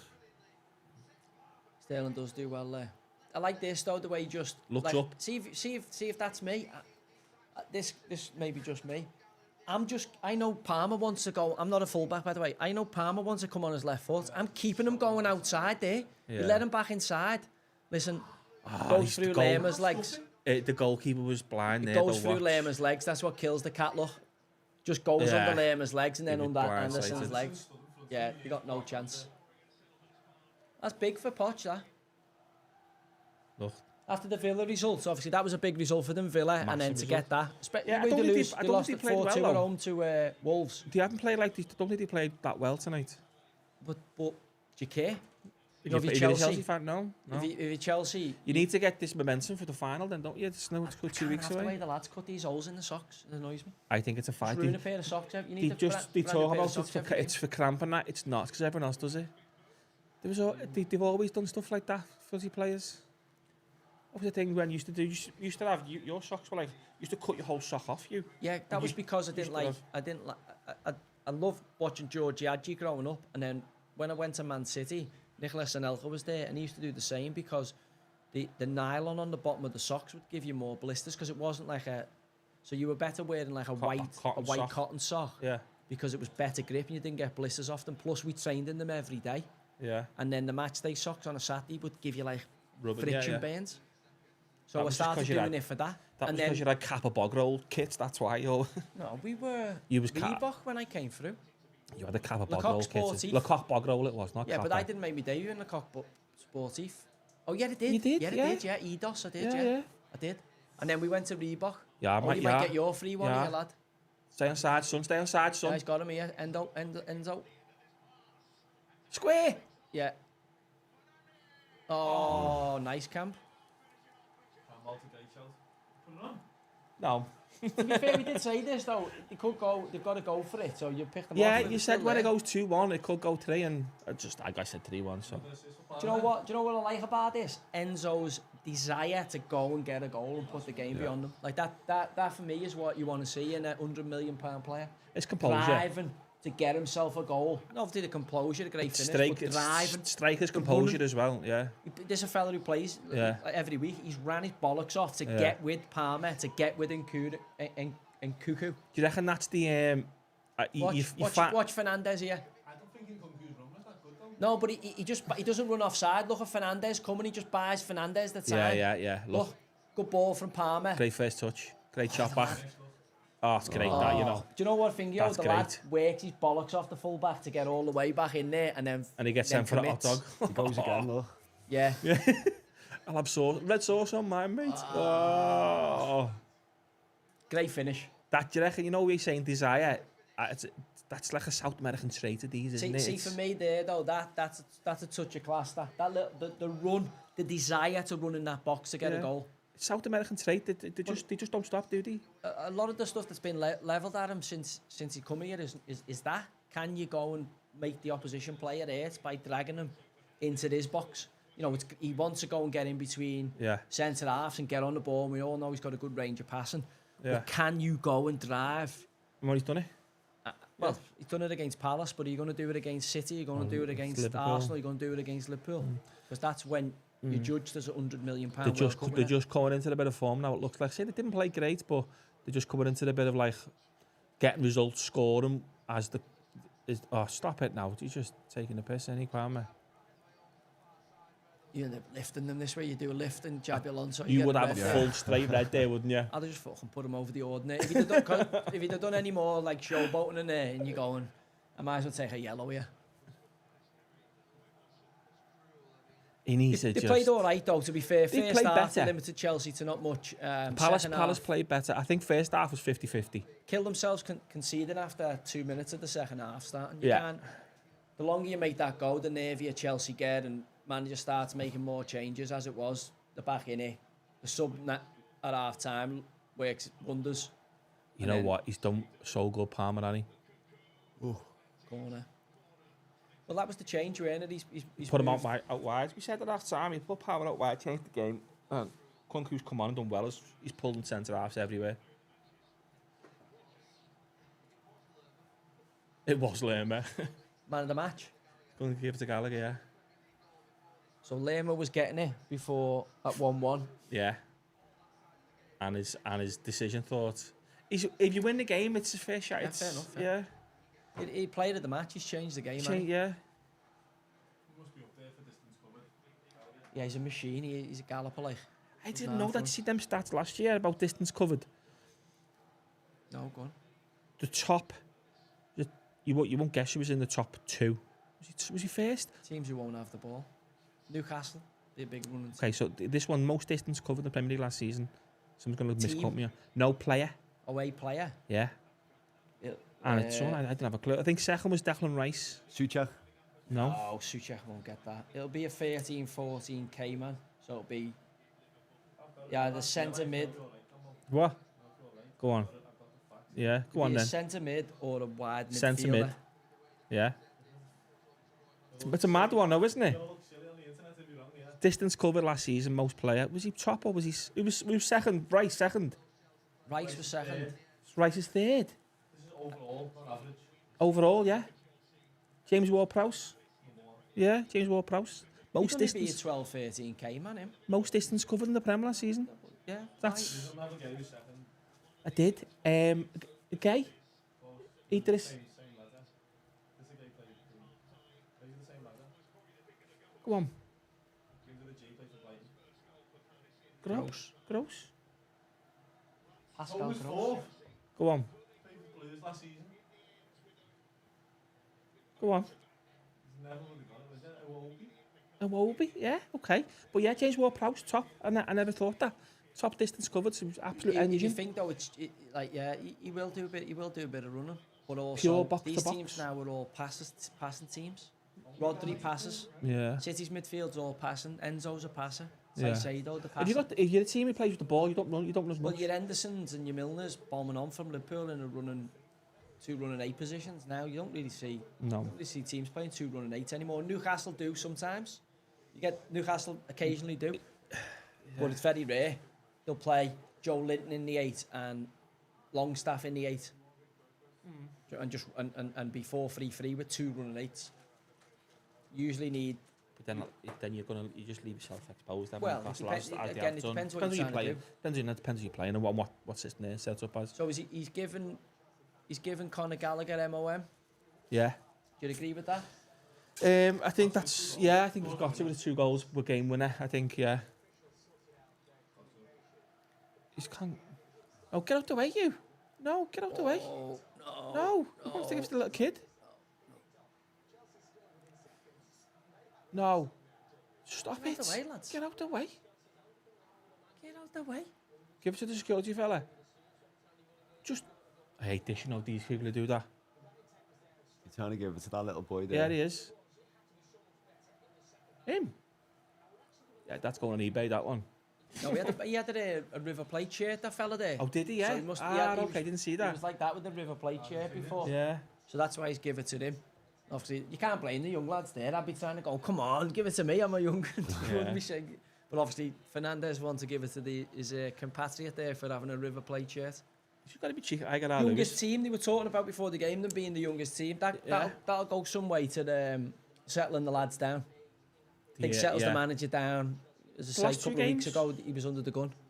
The last 2 games, it'll massively settle him down. It's just coming into the... Thiago Silva injured again, no, by the looks of it. Yeah. Might do them a favour though. Gone down Would be a with better team without him. Gone down with a twisted sock. And me mate, Nonny Maduki's not going to be happy there. He got the Shepherds at half time. Ukulele. And he got the Shepherds at half time, and they've obviously gone on to win. That'll mean he'll be sitting on the duty next week. Yeah. Usually if you go off at half time, the team get the job done. Yeah, there's the table here. Chelsea 10. best for Chelsea. What's a good season for Chelsea, getting to 6th? Do you reckon that's top 4? We all I agree fancy on that. Chelsea to finish above West Ham based on West Ham getting snotted at the weekend. Yeah, they will. And West Ham look like they're in a pickle. That top 4, do you reckon? Brighton have lost the Vavavoom, haven't they? Brighton, they've lost that. Yeah, Can United get top 4? They can, yeah, but look, they will. This is the most important one. 5 That's a points good result off for Everton, that actually. Like, it's a dogfight, innit? Forest are going down. I think Wolves will be fine. I think Fulham will be fine. I think from Bournemouth in 13th, Bournemouth, Brentford, Palace, Forest, Luton, Everton for 1 position. I think Burnley and I hope I'm wrong on Burnley, but I think Burnley and I just think they're too open and they're too naive. They've got a young goalie. They got too many young. I went. You know what? Killers. To be fair to Burnley, I was at the game on Saturday and they looked okay, but then it was kind of like Liverpool were in second gear. But he looked all right, like a good he looked better than Chelsea when he came to Anfield anyway. Yeah. He looked better than Chelsea. Oh, I don't think they're a bad side. I just think that they've got naive people in key roles. Like the keeper's a baby, Trafford. Oh, the He's keepers just come out of League One last year. He's a baby. He's going to be a good keeper, but he's a baby. And you make mistakes, and at this level, you get punished. Like in the champ, you might get away with them and you can learn. At this level, you get punished. And if you're Burnley, you know, you're going from Nick Pope, Tom Eaton, who good keepers. they'll be away for Win a your games. couple of points a season, to a young keeper who's laying on the job. So that's a very important position. Then when I look through the spine of the team, He was at fault for Jota's goal, I think, the keeper. but he had the one at Luton as he's well. come out Maybe a and- foul at Luton in the Luton game. And there's just been a few this season, and I just think, a foul, I think. yeah, I think it was a possibly. foul. But if it's an experienced keeper, It goes right through. would you come for it? You know, you're Or playing you- Luton. You know what type of team Or you Luton come for are. it with your knee up, so just make sure you go through it. I just don't think he was ever getting it. I don't know what Yeah. type of team Luton are. Big physical. They're not just going to let you come and claim yeah. crosses. Yeah. You know, Mick Harford and That's the their- crazy that's their gang boys are blueprint, all in the background there. So for me, I just think Burnley. When I look at Burnley and Sheffield, I just can't see how they get to the required amount of points. I just can't. Yeah. Now, as I say, I hope I'm wrong on Burnley, but I just can't see it. And then the next one is wide open. Like I wouldn't want to be. Who would you? Do you know what we're forgetting about? Who would you want to be on? If you had to pick one team to go down there, from Bournemouth in 13th to Everton in 18th, one of those goes down. Who are you going for? Forest get the points deduction. Yeah, that's not a bad. I forgot they might get a Yeah. deduction. Yeah, that if they get a deduction, that is Yeah, a I massive think they're spanner gone. for them. Yeah, it could be. So I've had a few questions come in on the inbox, on the chat room. Just with what was going on with the shirts there and the fans, a couple of people asking what was the best shirt you swapped at a Good match? question. Or is the one you particularly you remember, or one you really wanted to get? No, I wasn't. When I was younger, it was more of a thing when I was younger, and you play against people who you'd grown up watching. You know, but I only really swapped with people that I kind of played against. So, like, if I ever came on as like sub in a game, which was, I didn't really do subs. I either started or I didn't. I wasn't, because of my position and my skill set, I wasn't really like brought on to get a goal or you know. Change the game. Yeah. So you tended to start, and then I'd swap with people who I had battles with. So, you know, whoever it was over the years, you know, Gerrard, you know, didn't really do swapping in the Manchester derby. But like Liverpool, because me and Stephen from Ayton, I'd swap once when I played them, but then you wouldn't. Swap again. Everyone would be chasing the shirt. You know, you'd only swap with someone. I'd only swap with someone once. I wouldn't.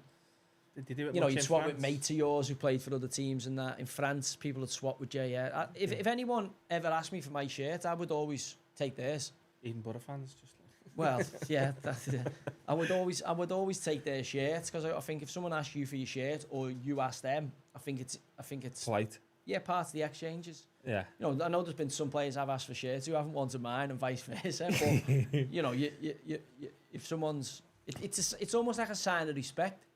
Did you get anyone big in France shirt? I've got a load of shit. I've got a box full of shirts. Yeah, weirdly, I ended up, as I say, when you just ended up swapping. You don't swap every game, but there's certain games where they come up. I've got like quite a big box of shirts. You know, I've got like, as I say, when I was younger, I'd get names, so I wouldn't get whoever I played against. As I got older, I'd only get whoever I played against, or if someone wanted mine. Yeah. But when I was younger, I'd swap with other players. So I've got Michael Owens, Iniesta's, Rooney's, Freddie Ljungberg's, Gilberto Silva, Vieira. Like I've got like loads of shirts. Makelele, Lampard. You know what I mean? Makelele, Like, I've got wow. loads, but as I got older, I stopped getting them, because it was like I think I'd done probably up until about 24, 25, and then I would only swap occasionally whoever I was playing against, or Yeah. if someone wanted to swap with me. I wouldn't really do it as I got older. Yeah. Would you be involved in the 4 top tiers of English football? Which grounds and atmospheres stand out for you? Premier League, Champ, League 1, League 2? Top ground you for start with noise. For noise. Yeah, just atmosphere. What you found tough or quite intimidating atmosphere. So start with League 2 and work your way up. League 2. I can only go off my tenure kind of Bristol Rovers. There's some tough grounds in League Two, like Bradford. Bradford, if they get that Rock and Valley Parade, because it's got a big capacity, can be a tricky place to go. But then when we were in League Two, Sutton were going really well. I know they're struggling this season, but again, the complete opposite. It's a bit of a stranger ground. Pitch is firmer. Dressing rooms are like really like Close. old school, like, and you go. It's a tricky away trip, and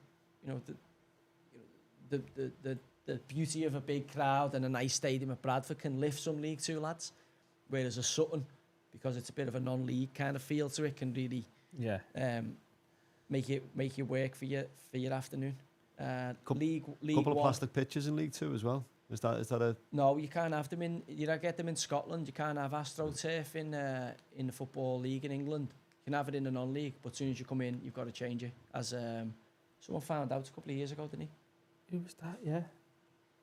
Someone came in the Remember league the a couple of years ago. Was it not Sutton or Wimbledon, was it? No, someone come in a couple of years ago and had to change it for that. One who's your best grounds going further up then? League One. League One champ. League One. Do you know what? I like playing at Port. I like Portsmouth, but obviously Sunderland were in there when we were at Fleetwood as well. So it was nice as an ex-Newcastle player to go back, and he never beat me at Fleetwood. So it was nice to go back there. They had a couple of last-minute equalisers against us, which were kicking the balls, but and they celebrated them like they'd won the World Cup. So you'd have to say, I like Portsmouth for the fact that it's a ground that's on top of your Fratton Park, and the Pompey fans can make a good noise in there for League One. But obviously the Stadium of Light's a massive stadium in League One. And then the champ, where's a good ground? The Championship in terms of good atmosphere.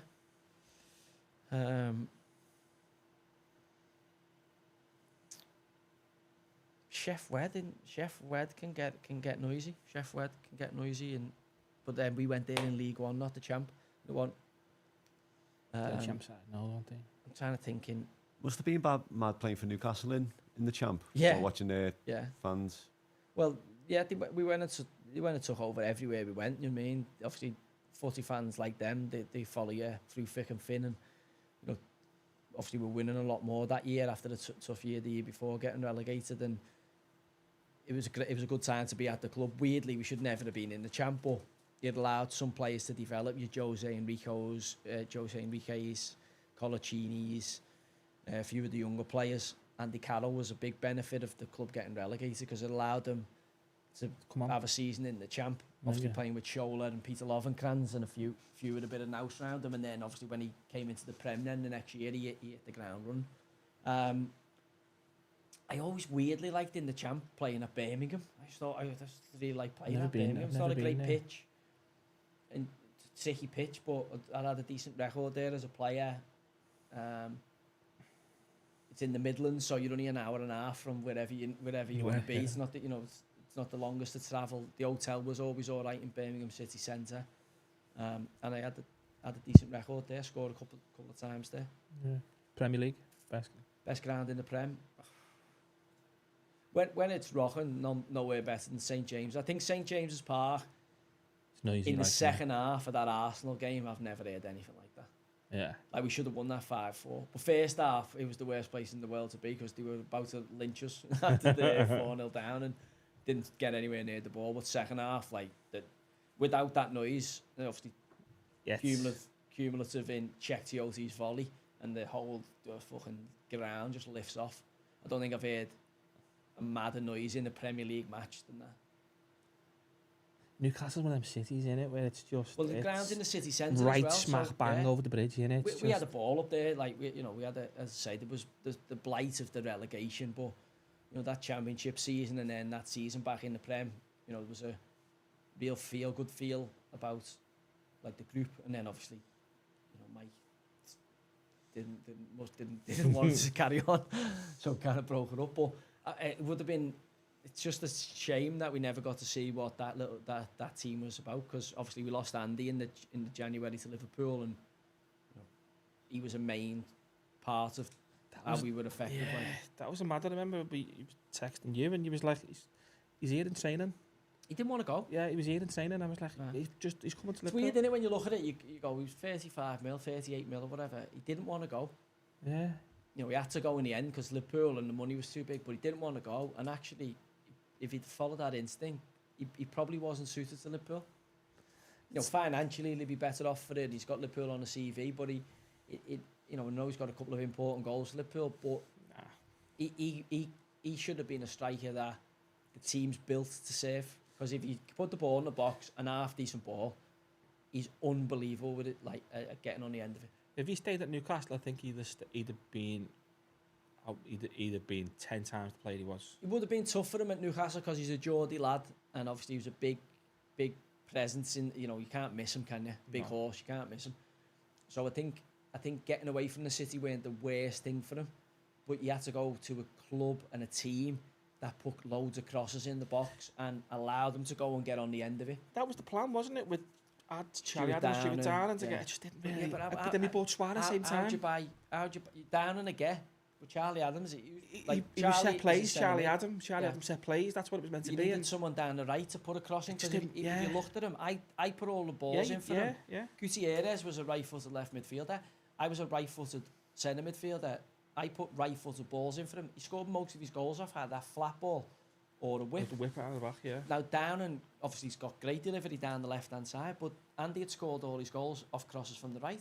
And on the right-hand side, you were playing, I think, who's the little winger, the Argent? The Gonzalez, was it? What's his name? No. Maxi Rodriguez. Rodriguez.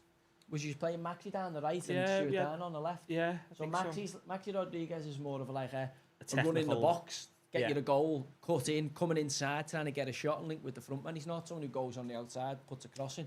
That was Kenny's plan, wasn't it? Where he bought down, but it didn't work. Andy Carroll, and he would have. I think stays at Newcastle, he becomes a great player there. But as you said, But again, you took if like Nancy had I balls. was his service. Like Yeah.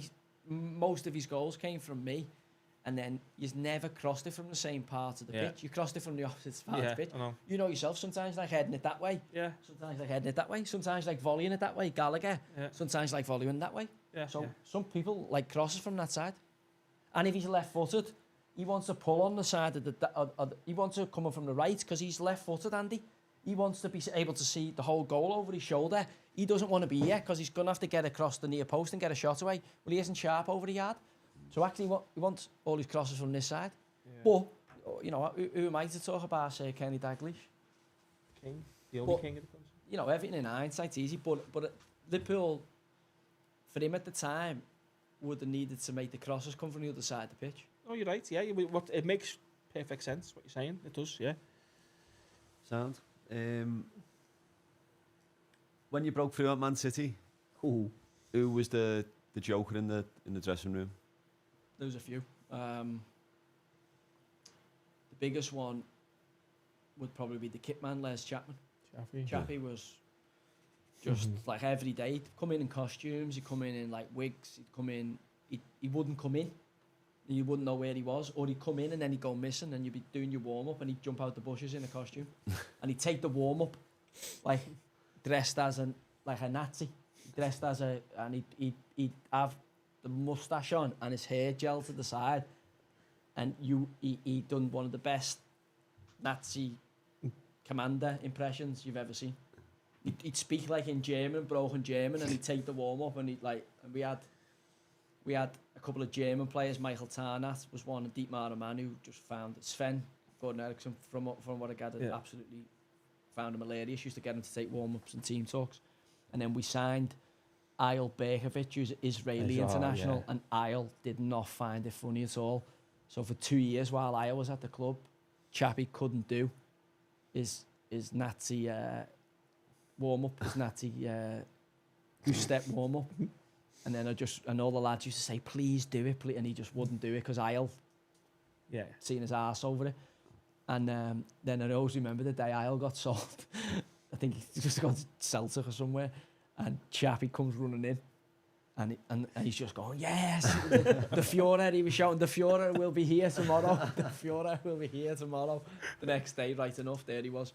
But then you had a few, Ben Thatcher, Stevie Jordan, but then they were just too mad then. Yeah. They got a bit mad, all that crew. They all started like putting fish in the car and shitting in shoe boxes and putting it in each other's locker and all that. And I just draw the line at like, as soon as people start shitting, I'm like, look, if anyone puts any shit on me, I'm going to be throwing punches. Like, so just don't. Like, I don't mind if they're laughing a joke and hiding things, but I'm not really one for all of that. I'm not. I like having a laugh and a joke at other people doing it, but I don't really like getting involved in like cutting people's gear up. It's just not my bag. That. What was some of the worst you've seen in the dressing room? Worst in terms of like wind-ups? Wind-ups? Did you ever see it go too far? Turn to scraps? Not really, no. You could see people getting a bit more angst. There was a dressing room. I didn't play in the dressing room. I was still a YT at the time. There was a dressing room I played in where the club captain was robbing people's watches and money out of the pockets. You're joking? At Premier League club, yeah. He was, yeah. Got caught, like, a couple of watches went missing and money out of people's pockets and that. And he was a big handy fella, like, and I went in the dressing room. I was just, no, you're in like the overspilled dressing room. Yeah, you couldn't have, I had fucking nothing to rob, so you couldn't have robbed anything off me.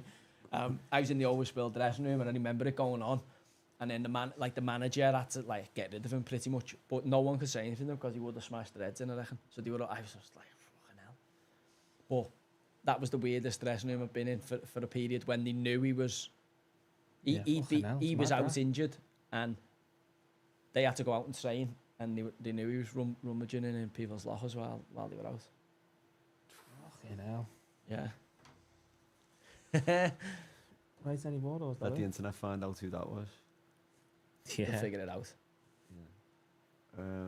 Someone asking, are we going to be doing any Champions League coverage? But we're just going to stick to the Premier League.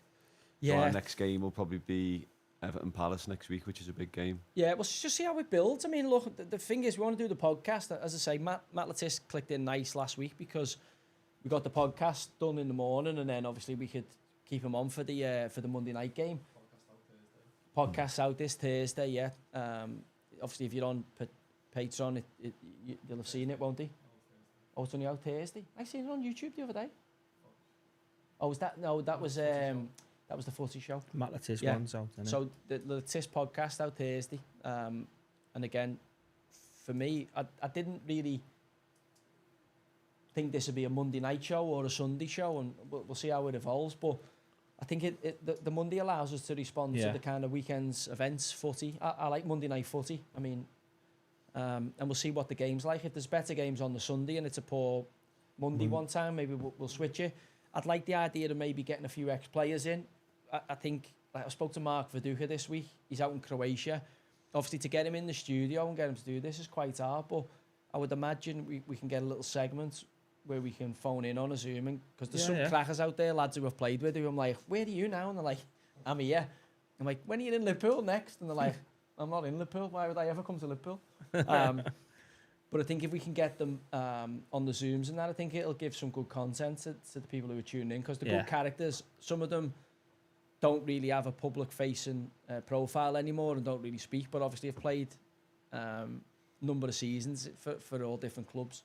As I say, Big Viduka, I'm on to him, so he's over in Croatia, so me and Noah might have to get our Zoom hooks into him, or we might have to get our racing skates on and get out to see him. We're going to set up a call, aren't we, soon? A phone-in, if we can get that. And also who people want to see us to get on. I mean, you know, who people want to see come in, and who, you know, don't just want everyone to come in and kind of agree with us. You know, you want people to come in with strong opinions and obviously voice those opinions. It'd be nice to get one of the women's players on. You know, my feeling on women's footy. Look, I think it's brilliant for the women's game to be grown in a women's game, but I genuinely don't think you should be over in our game taking men's jobs and talking with authority, because, you know, maybe I'm the only one who's been brave enough to say it out loud, but I'm telling you, there's a lot of ex-players who, you know, they've got absolutely zero time for. Well, you're getting a lot of DMs off ex-players who were saying, yeah, there's a lot. I mean, and again, keep doing what you're doing. It's for me,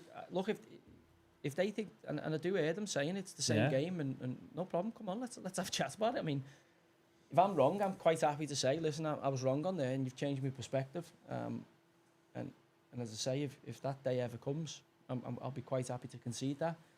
But as of February 2024, that's not yet arrived at my show. So next week then. All right, We're back right, live yeah. next Monday. All right. Yeah. Next Monday, Everton Palace. Thanks for joining in. I hope you enjoyed it. Footy Addicts Anonymous. As I say, new little community we're looking to build. Thanks for Cambo for joining me and prompting us with some questions. Obviously, Josh and Node in the background, keeping everything ticking over. Josh with some great questions. Subscribe, like, do what you need to do. As I say, hopefully you join us and this becomes a bit of a regular feature. It's common sense. See you soon. Cheers, mate. Enjoyed that. Right, what's Peter Check saying?